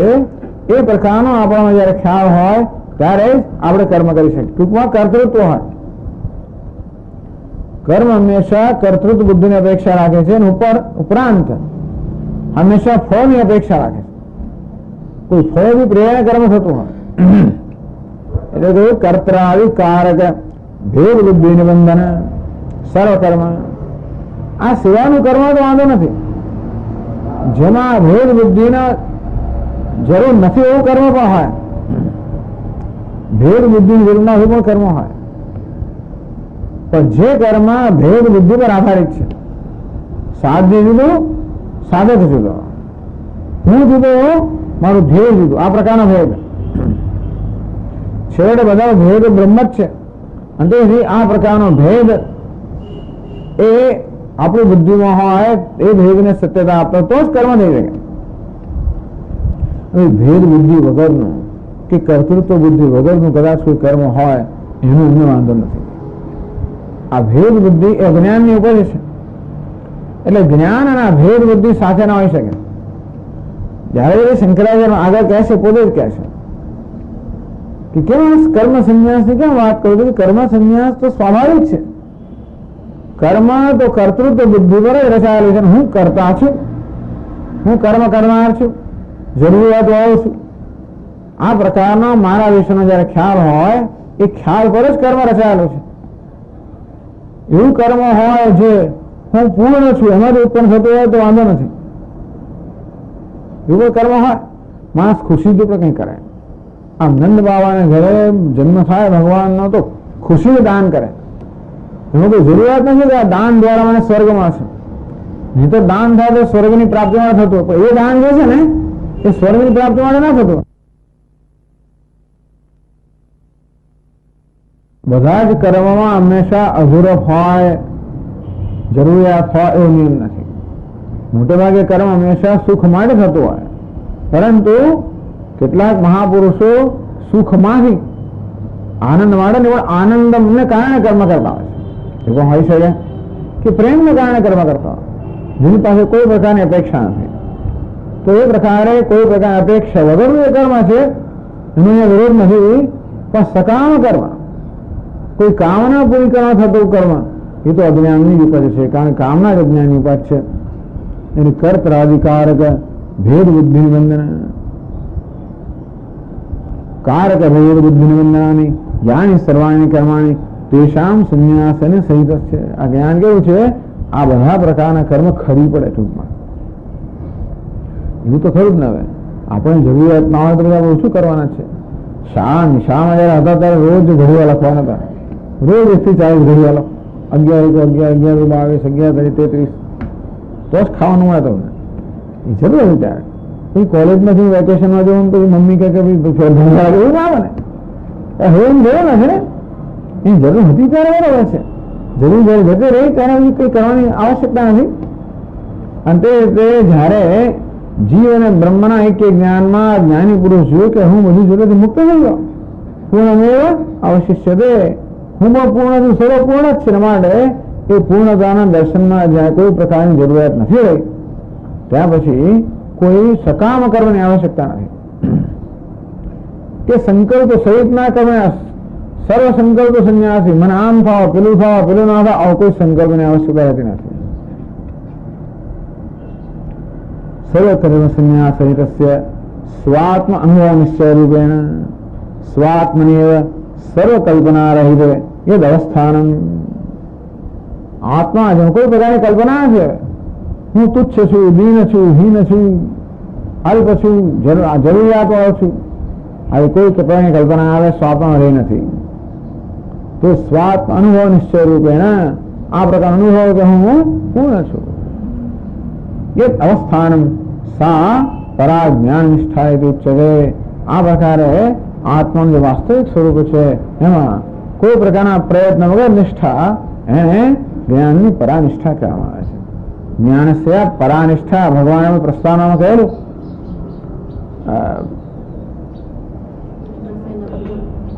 હા, સિદ્ધિમ પ્રાપ્ત યથા બ્રહ્મ તથાત્મોત નિબોધમે સમાસેન કૌંતે નિષ્ઠા જ્ઞાનસ્ય યા પરા. ભગવાને કહ્યું પ્રસ્તાવનામાં કે પ્રતિજ્ઞામાં કે જ્ઞાનની પરાનિષ્ઠા છે. એવું તેને સંક્ષેપમાં કહીશ તો જ્ઞાનની પરાનિષ્ઠા કહ્યું. શંકરાચાર્ય કહ્યું કે પોતાના જ આત્મામાં સ્વભાવમાં જ, એટલે આત્મામાં સ્વાભાવિક સ્થિતિ એનું નામ છે જ્ઞાન નિષ્ઠા. યથોક્તા પરા જ્ઞાન નિષ્ઠા કથમ કરીશા ચતુર્થ ભક્તિ. આપણને ભક્તિ કામ કરશે. આપના કહેવા પ્રમાણે જ્ઞાન નિષ્ઠા આ પ્રકારની હોય કે સ્વાત્મ અનુભવ નિશ્ચય રૂપેણ, પોતાના સ્વરૂપ વિશેનો નિશ્ચય, જે નિશ્ચયમાં કોઈ પ્રકારનો પછી અવરોધ ના આવે, કોઈ સંશય ભાવ નિશ્ચય હટાવી દે, કોઈ વિપરીત ભાવના હટાવે નહીં, એ પ્રકારનો નિશ્ચય છે. એમ જ્ઞાન નિષ્ઠા કહો તો કથમ કરીશા ચતુર્થી ભક્તિ ઉક્તા. તો તો ભાઈ એને ચતુર્થી ભક્તિ કેમ કહેવામાં આવે? આ જ્ઞાન વિસ્તરને ભક્તિ કેમ કહો છો? આવી ભક્તિની કોઈ વિચિત્ર વ્યાખ્યા કરે, હું નથી કરતો, ભગવાન જ કરે છે. આર્તો જિજ્ઞાસુ અર્થાર્થી જ્ઞાની છે ભરતર્ષભ. આમ ભગવાને જ્ઞાની ભક્ત ચતુર્વિધા ભજંતે મામ જના સુખી ભાવજો. આ ચાર પ્રકારના ભક્તો જ્ઞાની ભક્ત જ કહો. બસ ત્યાંથી જઈને ભગવાનનું વાક્ય છે ને એ વાક્યનો અહીંયા ઉપયોગ કરે છે. તો કે એના પર આ ચર્ચા રચાયેલી છે. એટલે કહે છે અહીંયા શંકરાચાર્ય આગળ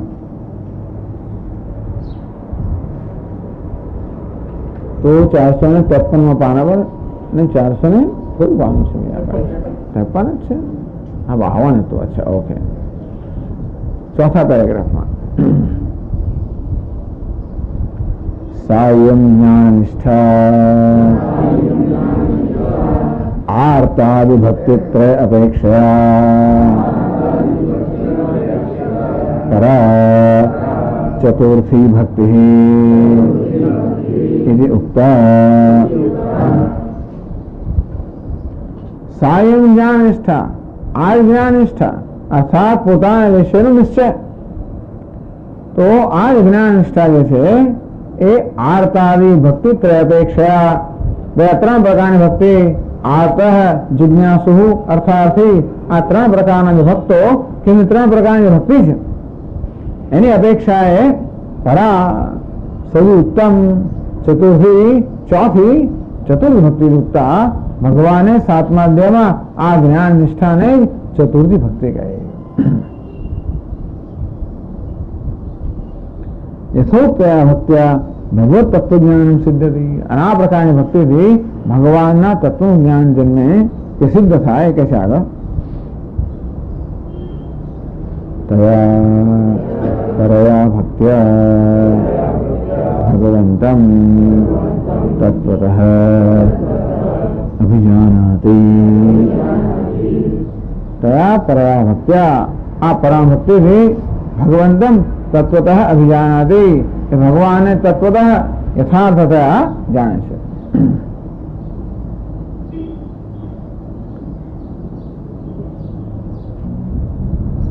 તત્વજ્ઞાન છે ફળમાં. તો તત્વજ્ઞાનનું ફળ શું છે એ આગળ કહે છે. યદનંતરમ એવ ઈશ્વર ક્ષેત્રજ્ઞ ભેદ બુદ્ધિ અશેષતો નિવર્તતે અતઃ જ્ઞાન નિષ્ઠા લક્ષણયા ભક્ત્યા મામ અભિજાનાતિ इति वचनं न विरुध्यते.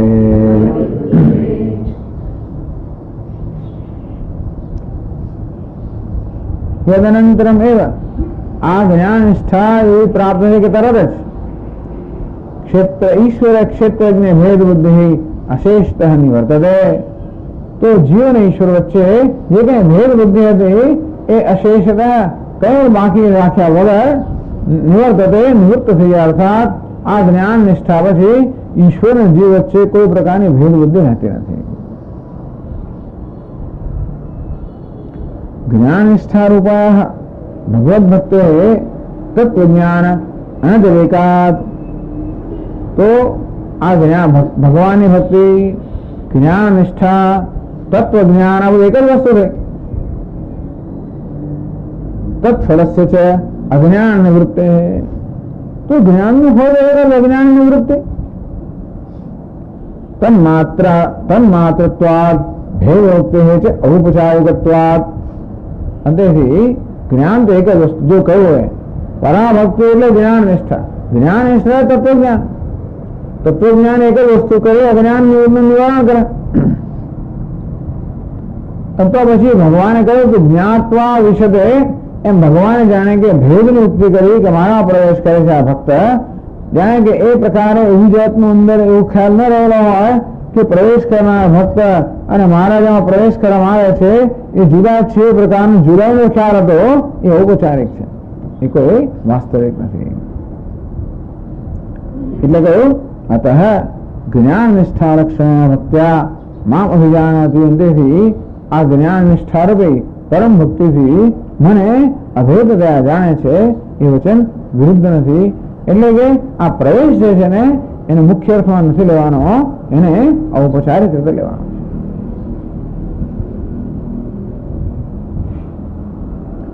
ઔપદેશિક ઐક્ય જ્ઞાનસ્ય સર્વકર્મ સંન્યાસ સહિતસ્ય સ્વરૂપ અવસ્થાનાત્મકસ્ય પરમ પુરુષાર્થ ઔપયિકત્વમ इति अस्मिन् अर्थे मानमाः. तो आ प्रकारे जे ऐक्य ज्ञान प्राप्त थयुं जेने कारणे सर्वकर्म संन्यास सिद्ध थयो એ જ વાસ્તવમાં મોક્ષની પ્રાપ્તિ કરાવનારો છે. એ જ શાસ્ત્ર કહે છે.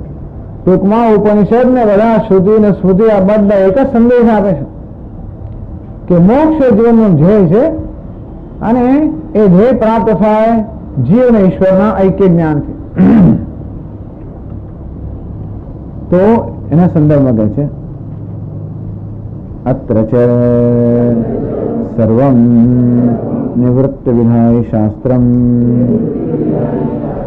વેદાંત ઇતિહાસ પુરાણ સ્મૃતિ લક્ષણમ ન્યાય પ્રસિદ્ધમ અર્થવદ ભવતી. નથી આવતું?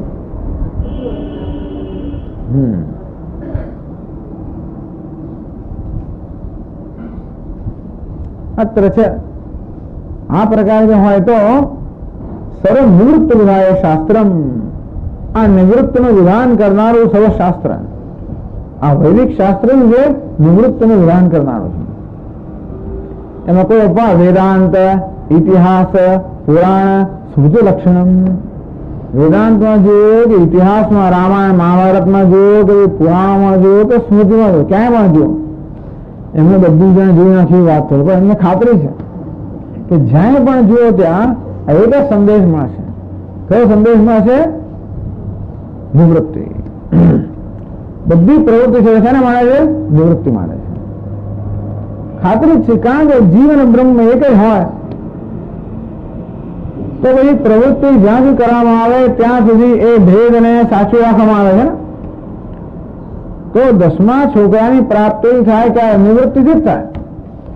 જ્યાં સુધી 10મા છોકરાને શોધવાનો પ્રયત્ન કરે છે ત્યાં સુધી 10મા સાથે પોતાનું અંતર ઉત્પન્ન જ કરી રહ્યો છે કે અંતર ઉત્પન્ન થયેલું છે, અંતરને ચલાવી રહ્યો છે. અંતેથી એ તો કશું જોયા વગર કહી શકતો આ નિવૃત્તિ છે એવું હોય નહીં. દુનિયાનું એક શાસ્ત્ર નિવૃત્તનું હોવું છે. જો શાસ્ત્ર હોય તો ટૂંકમાં એ મનુષ્યના હિતમાં હોય તો હંમેશા એ જ કહેવું જોઈએ કે તમે જે ઈચ્છો છો એ વાસ્તવમાં તમે જ છો. સર્વ નિવૃત્ત વિધાય શાસ્ત્રમ. આ નિવૃત્ત સ્વામી પણ મોટા ભાગના તો કર્મકાંડ પ્રવૃત્તિનું વિધાન કરે છે. ઉપનિષદ તો આટલું છે, કર્મકાંડ આટલું છે, ઉપનિષદ આટલું નાનું છે. ઉપનિષદમાં નિવૃત્તિનું વિધાન હશે તો કર્મકાંડમાં તો કેટલી પ્રવૃત્તિનું વિધાન, એ પ્રવૃત્તિ પણ નિવૃત્તિ માટે જ છે. આપણને જયારે કર્મકાંડમાં કે સ્મૃતિ ગ્રંથોમાં આમ કરો, આમ કરો, આમ કરો, આમ કરો, આમ ના કરો એમ કરીને જયારે પ્રવૃત્તિનું કહેવામાં આવે ત્યારે પણ એ દ્વારા કશી નિવૃત્તિનો હેતુ છે. આવે સાચું બોલો એમાં શું હેતુ છે કે અસત્યનો ત્યાગ કરો, ધર્મ છે ધર્મનું આચરણ કરો. કારણ કે મારામાં ધર્મનો ભોગ આપવાની વૃત્તિ રહેલી છે. ધર્મ છે ને બહુ અનુકૂળ વસ્તુ નથી હોતી.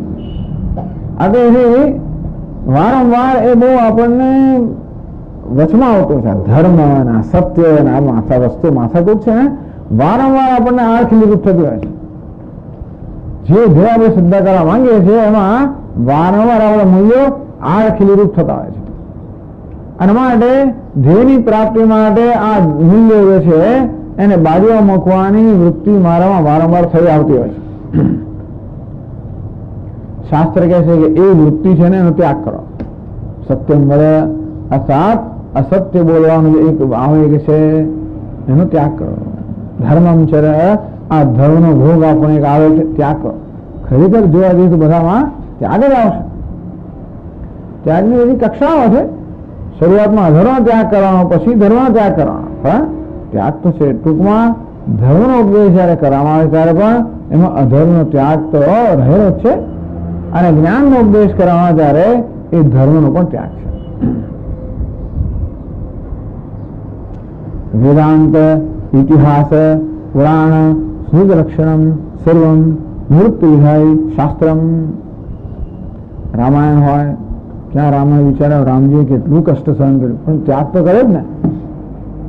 ત્યાગ કર્યો, ઘરમાં રાજ્યનો ત્યાગ કર્યો, બધા સુખનો ભોગનો ત્યાગ કર્યો, તો ધર્મનું પાલન થાય ને. રામજીનું જીવન બતાવે છે કે ધર્મનું પાલન કરવા માટે સર્વનો ત્યાગ કરવાની તૈયારી હોય તો જ થાય. એટલે મહાભારતમાં જો યુધિષ્ઠિર વગેરે બિચારા કેટલું સહન કર્યું, ત્યાગ. આ બધા શાસ્ત્રો આપણને ત્યાગનો, ટૂંકમાં ત્યાગ માટે તૈયાર કરે છે. ધર્મનું આચરણ કરવા માટે પણ ઘણી બધી સાહેબીનો ત્યાગ કરવો પડે, નહીં તો નહીં થતું એમ કહ્યું. એનો અર્થ એટલો જ થયો કે જેટલી સાહેબ ભોગવવી છે ને એટલો અધર્મ થઈ જ જતો હોય છે. જો રામચંદ્રજીનું વનવાસનું જીવન ખરેખર ધર્મનું જીવન હોય, કે પાંડવોનું વનવાસનું જીવન ધર્મનું જીવન હોય, તો પછી જે બી સાહેબી આપણે ભોગવતા હોઈએ એ બધી હિંસા થઈ, એક અસર થઈ ગયા, અધર્મ થઈ ગયા. પણ ચાલો, એટલે ટૂંકમાં કયા પ્રકારના ત્યાગની અપેક્ષા આપણી પાસે છે એ આ બધા ઇતિહાસ પુરાણ બધું બતાવે છે. સ્મૃતિ લક્ષણમ, ન્યાય પ્રસિદ્ધમ, એ વળી અંદર ઉમેરે છે. ન્યાય પ્રસિદ્ધમાં આવતું નથી. અર્થવત ભવતી. ન્યાય પ્રસિદ્ધમ શું વસ્તુ છે?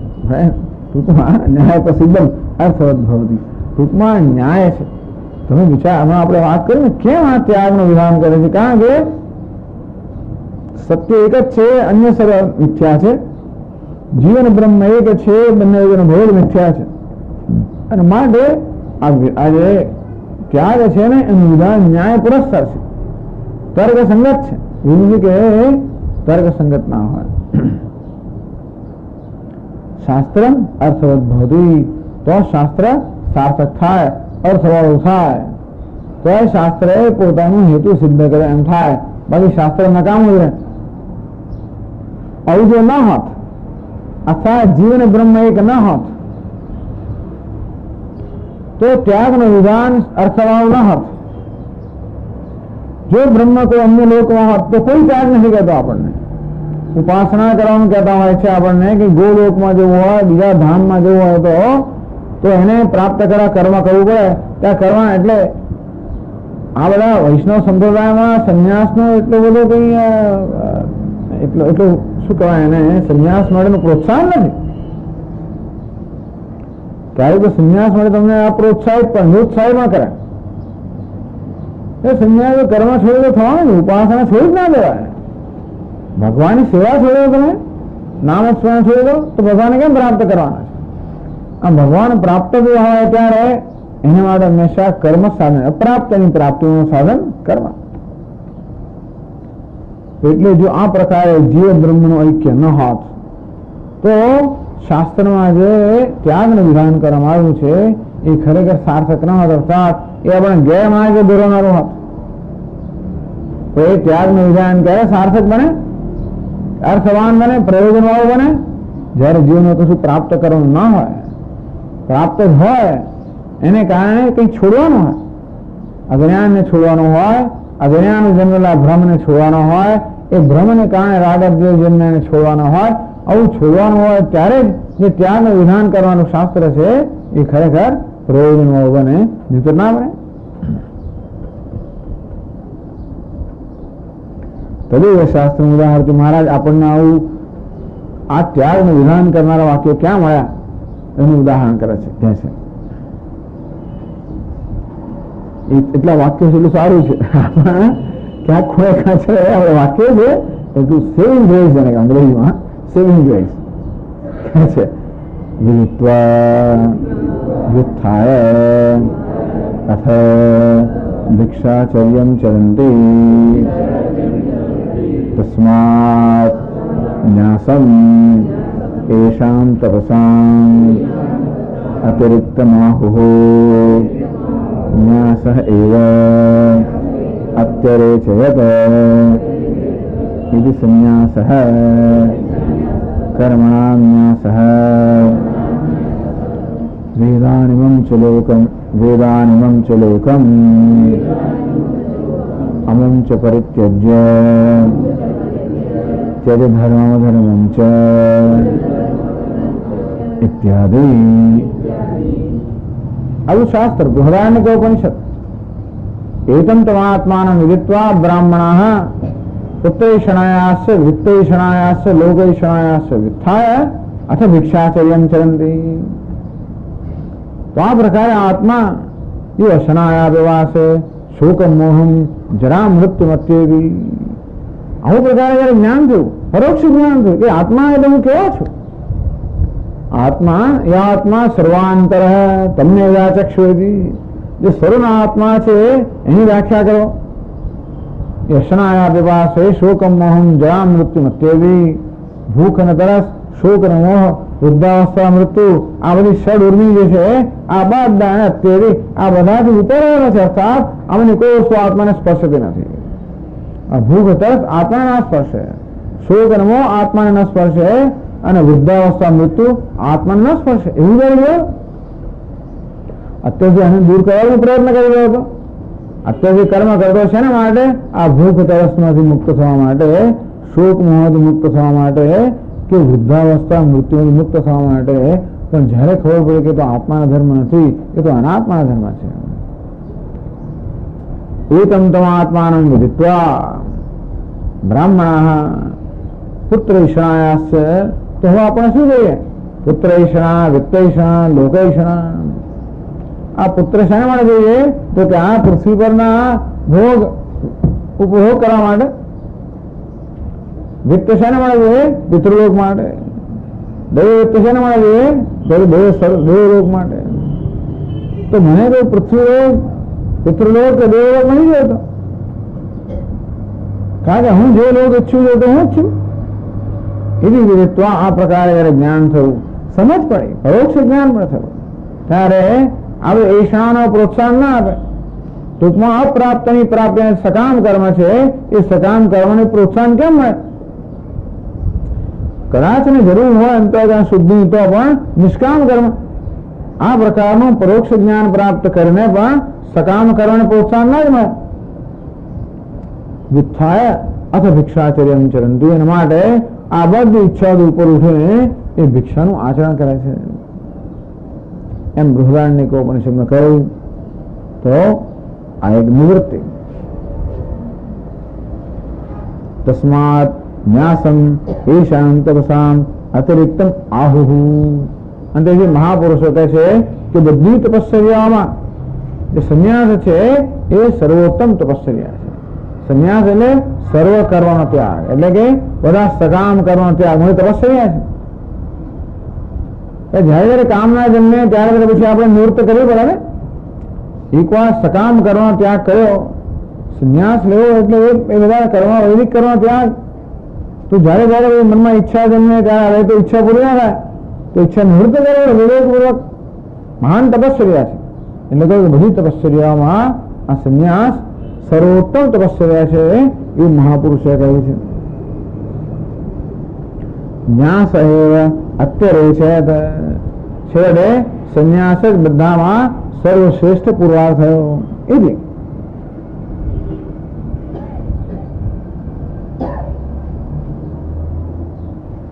દર્શિતાની વાક્યાની ઇતિ. પછી કહ્યું એટલે સંન્યાસ કર્મણામ ન્યાસ. આમાં જે સંન્યાસ શબ્દ છે એનું નામ છે કર્મણામ ન્યાસ, એટલે કે આ કર્મનો ત્યાગ કરવો. વેદાન ઇમમ ચ લોકમ અમું ચ પરિત્યજ્ય કે છે વેદને, આ લોકને, પરલોકને બધાનો ત્યાગ કરીને ત્યારે ધર્મમ અધર્મમ ચ ઇત્યાદિ ધર્મનો ત્યાગ, અધર્મનો ત્યાગ વગેરે આ બધા વાક્ય છે. આ બધા વાક્યો શું કહે છે? તો ત્યાગ એ તો દર્શિતાની વાક્યાની સર્વકર્માણી મનસા ઇત્યાદિ. ગીતામાં કહેવામાં આવ્યું સર્વકર્માણી મનસા સંન્યસ્ય. તો વિવેક બુદ્ધિ બધા કર્મનો ત્યાગ કરીને એ જ કહે છે. ઇહ ચ દર્શિતાની વાક્યાની. ગીતામાં પણ આ પ્રકારના વાક્યો કહેવામાં આવ્યા બધા કર્મનો મનથી એટલે વિવેક બુદ્ધિ ત્યાગ કરીને નૈવ કુર્વન્ન કાર્યન અજ્ઞાની પુરુષ આ 9 દ્વાર રૂપી નગરીમાં નિવાસ કરે છે, કંઈ કરતો પણ નથી, કરાવતો પણ નથી. એટલે કોઈ કહે છે એષાં વાક્યાનામ અવક્ષતાર્થત્વાत् નાસ્તિ સ્વાર્થે પ્રામાણ્યમ. કોઈ કહે છે કે આ વાક્યો જે આપણે કહ્યા ને એ વાક્યો તો ખાલી કશાની સ્તુતિ માટે છે, એ વાક્યોને તમારે બહુ ગંભીરતાથી ન લેવા. બીજા કોઈ કહે છે તો કર્મવાળા ખરા ને એ કે આપણે કયા વાક્યો ગંભીરતાથી લેવા અને કયા ના લેવા મહત્વની વસ્તુ છે ને. શાસ્ત્રોમાં સેંકડો હજારો વાક્યો હોય, કયું વાક્ય ગંભીરતાથી લેવું, કયું વાક્ય ન લેવું. તો વેદાંત લોકો આ વાક્યને ગંભીરતાથી લે અને બીજા વાક્યોને એટલી ગંભીરતાથી ના લે. તો કર્મકાંડ વાળા લોકો પેલા વાક્યને ગંભીરતા વિધિ નિષેધવા આને ગંભીરતાથી ના લે.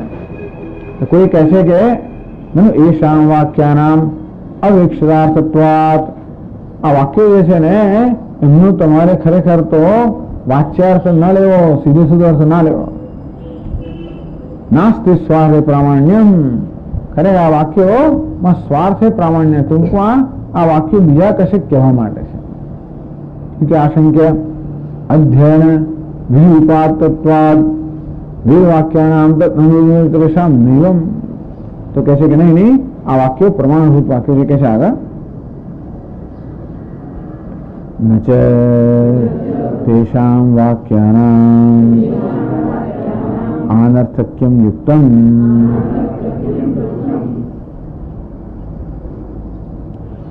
એક તો પેલા દલીલ કરવામાં કે આ વાક્યો તો કંઈક અર્થ વગરના જ છે. કેમ અર્થ વગરના છે? શું છે ભાઈ મૂળ વાક્ય એ લોકોનું? હા, આમ નાયસ્ય ક્રિયાર્થત્વાत् અનર્થક્યમ અતદર્થાનામ. આમ નાયસ્ય ક્રિયાર્થત્વાत् કે છે કે આમના અર્થાત વેદ. આ વેદનું તો મૂળ સિદ્ધાંત કે વેદ મૂળ પ્રતિપાદન કર્મ જ છે. અનર્થક્યમ અતદર્થાનામ. એના માટે જો કોઈ વાક્યો સીધી કારણગત રીતે કર્મનો વિધિ એ વિધિને કોઈ પણ રીતે પ્રોત્સાહન ના આપતા હોય કે વિધિઓ સંબંધિત ના હોય એ અનર્થક્યમ અનર્થ છે.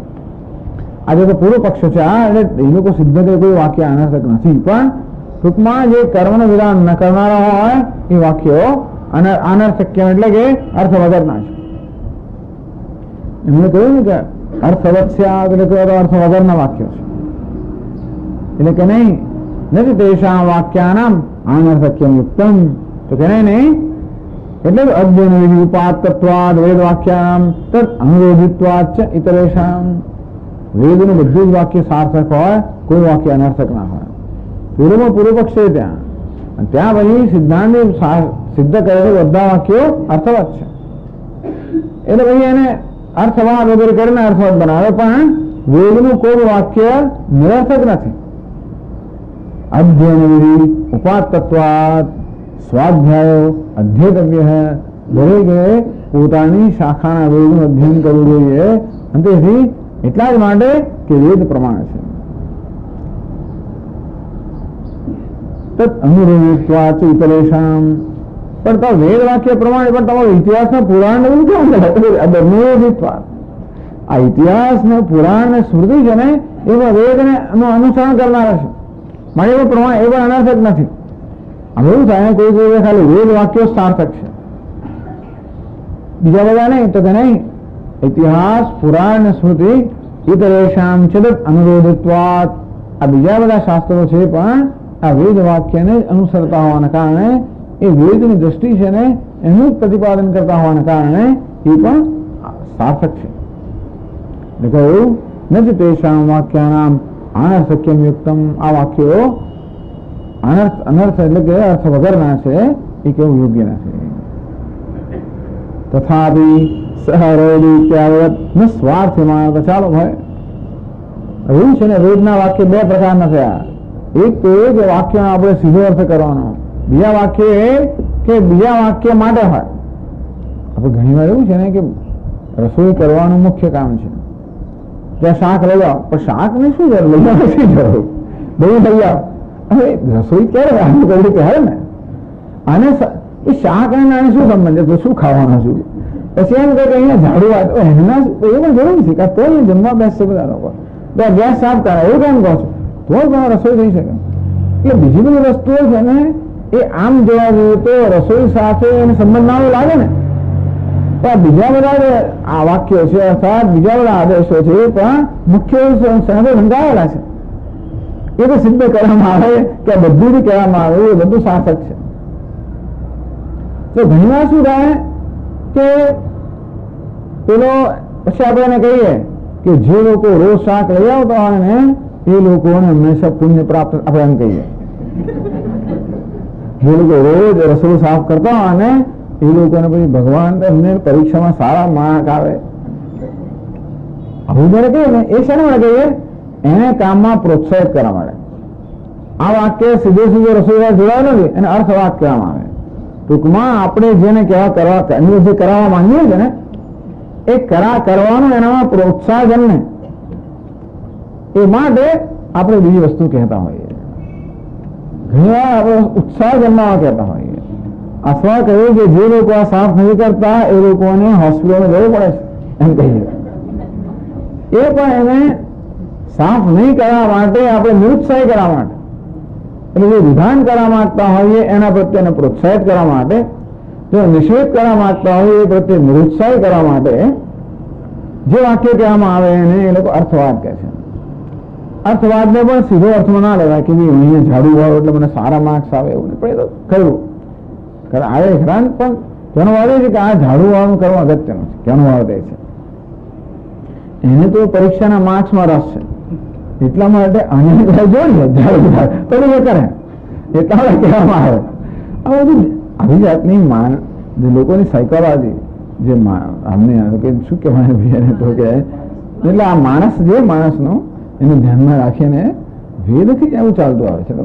મનુષ્યના મનની જે રીતો છે બધી એના લોકો બરોબર સમજે છે એ પ્રકારે પછી એની સાથે કામ લે છે. તો કોઈ કહેશે કે ચાલો આ વાક્ય વેદ વાક્ય છે અથવા પેલા ઇતિહાસ પુરાણ વગેરે વાક્યો વેદ પર આધારિત છે માટે અનર્થક છે એમ નહીં કહીએ, છતાં પણ એનો મુખ્ય અર્થ નહીં લેવાનો. એ બધો અર્થવાદ છે એ કોઈ કર્મની સ્તુતિ માટે આ વાક્યો કહેવામાં આવે છે. આ જે કર્મનો ત્યાગ જે છે એ મુખ્ય અર્થમાં નહીં લેવાનો. સ્વાર્થ અને અર્થવાદ કહેવામાં સ અરોધિત એવી કથા આવે છે વેદની અંદર કે જયારે ભગવાન રુદ્ર માટે યાગ કરવામાં આવતો હતો ત્યારે ચાંદીની દક્ષિણા પેલા બ્રાહ્મણ આપવામાં આવી. ત્યારે ભગવાનની આંખોથી આંસુ આવી ગયા, ભગવાન રડ્યા. એટલે હવે એને શું સમજવાનું, એવું કેમ કહ્યું? તો ભગવાન રડ્યા એનો અર્થ એ છે કે અમે ચાંદીની દક્ષિણા ગમી નહીં, ત્યાં સોનાની દક્ષિણા આપવી જોઈએ. એનો અર્થ એ છે કે એમાં વિધાન એવું છે કે સુવર્ણનું દાન કરવું જોઈએ. જો ચાંદીનું દાન કર્યું તો ભગવાન નાખુશ થાય. ભગવાનને ખુશ કરવા માટે સુવર્ણનું દાન કરવું જોઈએ. એ પ્રકારની વિધિ કરવા માટે એવું કહેવામાં આવે. ભગવાન નાખુશ થાય એનો હેતુ નથી. એટલે આને શું અર્થવાદ કહેવામાં? અર્થવાદ એટલે તમે જે કહેવા માંગો છો એને કોઈક રીતે સમર્થન આપવા માટે આપણે જે વસ્તુ કહેતા હોય સ્તુતિ કે નિંદાના રૂપમાં તો કહે છે કે આ તમે જે વાક્યો કહ્યા ને બધા અર્થવાદ છે. સંન્યાસ લગી સાચા અર્થમાં નહીં રહેવાનો એનો હેતુ બીજો છે. એટલે કહે છે નચ અર્થવાદત્વં સ્વપ્રકરણસ્થત્વાદ. તો કે નહીં આ વાક્ય અર્થવાદ છે, ખાલી કશાની સ્તુતિ માટે નિંદા માટે એમ કહેવામાં આવ્યા છે, અંતુથી એમને આપણે મુખ્ય ફંડ એવું નથી. સ્વપ્રકરણસ્થત્વાદ એ પોતાના પ્રકરણમાં છે, અર્થાત જે પ્રકરણ ચાલી રહ્યું હોય, જે વિષય ચર્ચાઈ રહ્યો હોય એ વિષયના સંદર્ભમાં વાક્ય કહેવામાં આવે છે. તો અમે એવું છે ને ભગવાન રડે પ્રકરણ નહીં ત્યાં છતાં કહેવામાં આવ્યું એનો અર્થ એ થયો કે ભાઈ આ વસ્તુ એ મુખ્ય વિષય અગ્નિહોત્ર નો હોય એમાં ભગવાન રડ્યા એવું કહેવામાં આવે તો એ અગ્નિહોત્ર પ્રકરણ નથી. એટલા માટે એનો અર્થ જુદો કરવો પડે. પણ અહીં તો જે જ્ઞાનનું પ્રકરણ છે એ જ્ઞાનના સંદર્ભમાં કહેવામાં આવ્યું. એના માટે આ સંન્યાસ છે એ મુખ્ય અર્થમાં છે, એ કોઈ ગૌણ અર્થમાં નથી. એટલે આ વાક્યોને અર્થવાદને માનવો જોઈએ. અને એક છેલ્લું વાક્ય વાંચી લઈએ. ઇતસ્ય મોક્ષો અપેક્ષિત મોક્ષ ઔપાયક જ્ઞાનિષ્ઠસ્ય સંન્યાસ અધિકાર ન કર્મનિષ્ઠાયામ.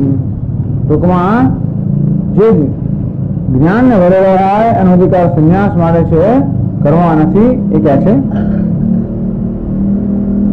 પ્રત્યેગાત્મા અવિક્રિય સ્વરૂપ નિષ્ઠત્વાચ મોક્ષસ્ય. મોક્ષ કોને કહેવાય? એ યાદ દોડાવે છે આપણને કે આ સંન્યાસ જે છે એ કેમ આવી જાય, આ સાર્થક કેમ છે? તો કે મોક્ષના સ્વરૂપ પર ચિંતન કરીએ ત્યારે ખ્યાલ આવે. એટલે હંમેશા જે કોઈ સાધનો નો ઉપદેશ આપણે કરવામાં આવે કે વિધાન કરવામાં આવે, હંમેશા સાધ્યોને ધ્યાનમાં રાખીને કરવામાં આવે. એમને સાધન કરવામાં એનો અર્થ નથી. એ દ્વારા શું સિદ્ધ કરવાનું છે સ્પષ્ટતા હોય તો સાધન જે છે એ ખરેખર સાર્થક બને. એટલા તેથી જુદા જુદા લોકોના મોક્ષ વિશે જુદા જુદા અભિપ્રાય હોવાના કારણે એ લોકો જે સાધન કહે છે પણ જુદા જુદા હોય છે. તો મોક્ષ આપણો ખ્યાલ શું છે? પ્રાપ્ત છે પ્રાપ્તિ. જે પ્રાપ્ત છે એની પ્રાપ્તિ. જે પ્રાપ્ત છે ને માલિકી. જે પ્રાપ્ત છે ને માલિકી. માલિકી એટલે શું? કે હું જે છું એની માલિકી. હું જે છું એ મારા સ્વભાવ નિષ્ઠા પ્રાપ્ત કરવી. હું જે વાસ્તવિક છું એ પ્રકારે જીવવું. અત્યારે હું જીવી રહ્યો છું ને એ મારા વાસ્તવિક સ્વરૂપ પ્રમાણે નહીં જીવતો. પૂર્ણતા મારું વાસ્તવિક સ્વરૂપ છે એનું ભિખારી નામ જીવું છું ને. દરેક મારા બધામાંથી ભિખારી પણ કે હું મારા સ્વભાવ અનુસાર જીવતો નથી. તો મારો સ્વભાવ શું છે? પૂર્ણ અવશિષ્ય છે. એ પ્રકારે જીવવું તો ક્યારે બને? જ્યારે એ પૂર્ણતાનો ખ્યાલમાં ધરતા હોય ત્યારે જ. એટલે તો એવું કે મોક્ષનું સાધન શું છે? પ્રત્યેગાત્મા અવિક્રિય સ્વરૂપ નિષ્ઠત્વાચ છે. પોતાનો આત્મા જે છે એ આત્મામાં નિષ્ઠ થવો. આત્મા કેવો છે? અવિક્રિય છે. આત્મા વિકારી હોય તો કેવી વાત? આત્મા કેવો છે? અવિક્રિય છે. અવિક્રિય આત્મામાં આત્મજ્ઞાનમાં નિષ્ઠા પ્રાપ્ત કરવી. એટલે કહ્યું પ્રત્યેગાત્મા અવિક્રિય સ્વરૂપ નિષ્ઠાત્વાચ મોક્ષસ્ય. મોક્ષ એટલે અવિક્રિય આત્માના સ્વરૂપમાં નિષ્ઠા પ્રાપ્ત કરવી. તો આત્મા વિક્રિય હોય તો હું પણ અવિક્રિય છું ને. હું અવિક્રિય હોય તો કર્મ તો હંમેશા વિકારની અપેક્ષા રાખે છે. કર્મ એ કર્તૃત્વની અપેક્ષા રાખે. કર્તૃત્વ પહેલો વિકાર છે. કર્મને ફળ ભોગવવો હોય ભોક્તૃત્વ બીજો વિકાર છે. આમ કર્તૃત્વ ભોક્તૃત્વ નામના વિકારો જો હોય તો જ કર્મ કરવું અને કર્મનું ફળ ભોગવવું શક્ય બને. પણ આત્મા અવિક્રિય હોવાને કારણે કર્તૃત્વ ભોક્તૃત્વ ના જાય. તો પછી કર્તૃત્વ ભોક્તૃત્વ કર્મ થઈ જ ના શકે. એટલા જ માટે મોક્ષના સ્વરૂપ વિશે આપણે વિચાર કરીએ કે નિર્વિકાર કે અવિક્રિય આત્મામાં જ અવસ્થાન નિષ્ઠા પ્રાપ્ત કરવી. એનો અર્થ એ કે હું નિર્વિકાર છું, એ મારા સ્વભાવના માલિક બનવું. ટૂંકમાં નિર્વિકારપણે વર્તવું. નિર્વિકારપણે વર્તતો હોવ તો કર્મ જે વિકારની અપેક્ષા રાખે છે એ કર્મ એનાથી વિરુદ્ધ છે. માટે કહ્યું પ્રત્યેગાત્મા અવિક્રિય સ્વરૂપસ્ય સ્વરૂપ નિષ્ઠત્વાચ મોક્ષસ્ય. આ પ્રકારે તો આ પ્રકારના મોક્ષ માટેનો એક કયો ઉપાય? જ્ઞાન નિષ્ઠા એનો ઉપાય છે.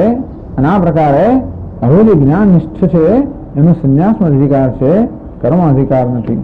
એટલે શંકરાચાર્ય મહારાજને કહેવાનું છે જ્ઞાન નિષ્ઠા એટલે સર્વ કર્મ સંન્યાસ પણ આવી ગયો એ અહીંયા કહેવા માંગે છે. આપણે આગળ જોઈશું. આવતો ઓમ પૂર્ણમદ પૂર્ણમિદં પૂર્ણાત પૂર્ણમુદચ્યતે પૂર્ણસ્ય પૂર્ણમાદાય પૂર્ણમેવાવશિષ્યતે. ઓમ શાંતિ શાંતિ શાંતિ. શંકરં શંકરાચાર્યં કેશવં બાદરાયણં સૂત્રભાષ્યકૃતૌ વંદે ભગવન્તો પુનઃ પુનઃ. ઈશ્વરો ગુરુરાત્મેતિ મૂર્તિભેદવિભાગિને વ્યોમવદ્વ્યાપ્તદેહાય દક્ષિણા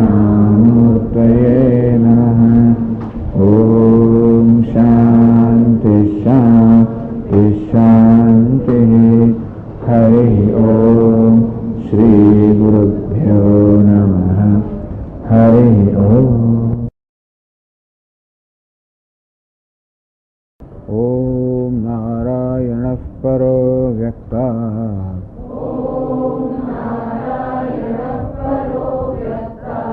अण्डमव्यक्तसम्भवम् अण्डस्यान्तस्त्विमे लोकाः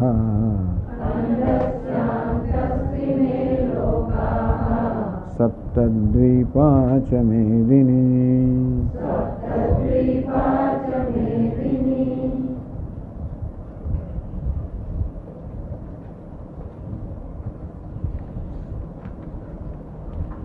भक्त्या मामभिजानाति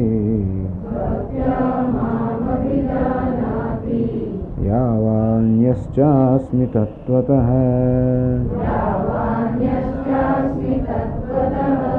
ततो मां तत्त्वतो ज्ञात्वा विशते तदनन्तरम्।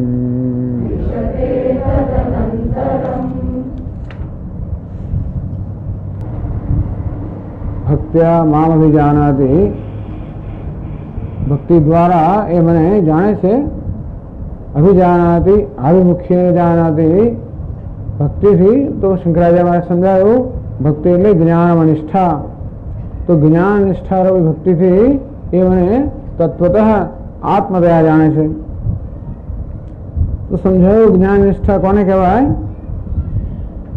सा एवं ज्ञान निष्ठा आर्तादि भक्ति अपेक्षा परा चतुर्थी भक्ति उक्ता। तो स्वात्मानुभव निश्चय रूपेण यदवस्थानम, स्वात्मानुभव મને આત્માનો વાસ્તવિક અનુભવ થયો છે, આ પ્રકારનો નિશ્ચય, હું બ્રહ્મ છું, આ પ્રકારના નિશ્ચયમાં નિષ્ઠા, આ પ્રકારના નિશ્ચયમાં સ્વાભાવિક સ્થિતિ એને જ્ઞાન નિષ્ઠા કહેવામાં આવી। તો અત્યારે જે રીતે અજ્ઞાની મનુષ્યમાં એવી સ્વાભાવિક સ્થિતિ હોય કે હું જીવ છું, એવી સ્વાભાવિક સ્થિતિ જ્યારે હોય હું બ્રહ્મ છું, એ પ્રકારની સ્વાભાવિક સ્થિતિને જ્ઞાન નિષ્ઠા કહેવામાં આવી અને એને જ ભક્તિ કહેવામાં આવી। કારણ કે ભગવાન આગળ કહ્યું આર્ત જિજ્ઞાસુ અર્થાર્થી જ્ઞાની ચ ભરતર્ષભ। આમ ચાર પ્રકારના ભક્તોની ભગવાને વાત કરી, તો પહેલા ત્રણ ભક્તોની તુલનામાં આ જ્ઞાની પણ ઉત્તમ ભક્ત છે। એટલે જ્ઞાનની પરાકાષ્ઠા એને ભક્તિ કહે છે, ભક્તિની પરાકાષ્ઠાને જ્ઞાન કહે છે, એ કહેવામાં આવ્યું। તયા પરયા ભક્ત્યા ભગવંતમ તત્વતઃ અભિજાનાતિ, એ પરમ ભક્તિથી આમ જ્ઞાન નિષ્ઠાથી ભગવાનના પરમ તત્વને એ આત્મતયા જાણે છે। એ અનંતરમેવ ઈશ્વર ક્ષેત્રજ્ઞ ભેદ બુદ્ધિ અશેષતઃ નિવર્તતે, કે તરત જ जीव અને ईश्वर वच्चे भेद बुद्धि है ये तरत निवृत्त हो जाए, अर्थात जीव ने ईश्वर वच्चे कोई भेद रहता नहीं। अतः ज्ञान निष्ठा लक्षणया भक्त्या माम अभिजानाति इति वचनम न विरुध्यते। अंतेથી જ્ઞાન નિષ્ઠા રૂપી એવા લક્ષણ વાળી ભક્તિ દ્વારા એ મને યથાર્થ રીતે જાણે છે, એ જે ભગવાને કહ્યું એ યોગ્ય છે। અત્ર જ સર્વમ નિવૃત્તિ વિધાય શાસ્ત્રમ वेदांत इतिहास पुराण श्रुत लक्षण न्याय प्रसिद्धम अर्थवत भवति। आવું હોય તો જ આપણે જોયું છે કે બધું જ શાસ્ત્ર નિવૃત્તિનું વિધાન કરનારું શાસ્ત્ર છે। ત્યાગ એ નહીં કે અમૃતત્વ માનશું, આ ત્યાગથી કેટલાક મહાપુરુષો અમૃતત્વને પ્રાપ્ત થયા। આમ તેને ત્યક્તેન મુંજીથા, ઈશાવાસ કહે છે કે એ ત્યાગથી ભોગવો। આમ નિવૃત્તિ વિધાય શાસ્ત્ર, આ સમગ્ર શાસ્ત્ર વેદ કે વેદાંત ઇતિહાસ પુરાણ શ્રુતિ જે કંઈ શાસ્ત્રો છે બધા શાસ્ત્રોમાં એક સૂર કયો છે નિવૃત્તિનો। તો આ પ્રકારે જો ભક્તિનો આ પ્રકાર હોય કે પોતાના સ્વભાવમાં સ્વાભાવિક, પોતાના સ્વરૂપમાં સ્વાભાવિક નિષ્ઠા, એ જ ભક્તિનું સ્વરૂપ હોય, એક જીવનું દેહ મોક્ષ માટેનું સાધન હોય, એક જીવનું જીવ હોય, અર્થાત પોતે પોતાની પાસે જ આવે, પોતે પોતાનામાં જ નિષ્ઠ બને। આમ મોક્ષ માટે પોતાના સિવાય બીજા કશામાં નિષ્ઠ રહેવાની જરૂર નથી. જો એવું ખરેખર શાસ્ત્રનું દર્શન હોય તો જ પછી આ નિવૃત્તિ, તો જ બીજા બધામાં નિવૃત્તિ. ત્યારે પોતાનામાં આપણે નિષ્ઠ બની શકીએ જ્યારે આપણું મન બીજા બધા નિવૃત્ત થયું.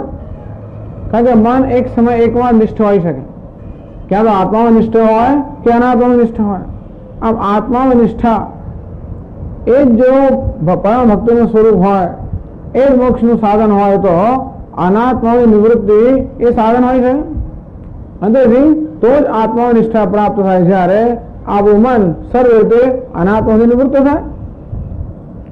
એટલે અનાત્માથી નિવૃત્ત થયો, અનાત્મામાંથી રાગ દ્વેષમાંથી નિવૃત્તિ, તદુપરાંત અનાત્મામાંથી અહમ ભાવમાંથી નિવૃત્તિ. આમ જગતના પદાર્થો પ્રત્યે રાગ દ્વેષના સંબંધ હોય છે, એ આપણને જગતના પદાર્થો પ્રવૃત્ત કરે છે. રાગ પણ આપણને પ્રવૃત્ત કરે, દ્વેષ પણ પ્રવૃત્ત કરે. રાગ આપણામાં પ્રાપ્ત કરવાની કે ભોગવાની ઈચ્છા જન્માવીને પ્રવૃત્ત કરે, અને દ્વેષ આપણામાં કોઈ રીતે એને તિરસ્કારવાની, એને ટાળવાની, એને દૂર કરવાની ઈચ્છા જન્માવીને પ્રવૃત્ત કરે. આમ રાગ અને દ્વેષ બંને પ્રવૃત્ત કરનાર છે. એટલે શાસ્ત્રમાં કહ્યું કે રાગ અને દ્વેષમાં મુક્ત થવું જોઈએ. તયોર્ન વશમાં ગચ્છે તૌખ્યસ્ય પરિપંથનો. હે અર્જુન, આ રાગ દ્વેષના વશમાં ના આવેશ, એ તારા માર્ગમાં રહેલા શત્રુઓ છે. વિદ્યનમ, આ જે કામ છે જે ક્રોધમાં પરિણામે છે, અર્જુન તારો વૈરી છે, એમ કરીને એ બધામાંથી મુક્ત થવાનું કહ્યું. અને પછી આ અનાત્મા અર્થાત આ દેહ વગેરેમાં અહમ બુદ્ધિ છે, એમાંથી નિવૃત્તિ. તો પેલા રાગ દ્વેષમાં નિવૃત્તિ, પછી અસ્મિતામાંથી નિવૃત્તિ. અવિદ્યા, અસ્મિતા, રાગ, દ્વેષ, અભિનિવેશ, અવિદ્યાની પરંપરા છે. તો અભિનિવેશમાંથી, રાગ દ્વેષમાંથી, અસ્મિતામાંથી, અવિદ્યામાંથી નિવૃત્તિ. આમ ખોટી પ્રવૃત્તિને કારણે, અજ્ઞાનને કારણે જે ભ્રમ જન્મ્યો એ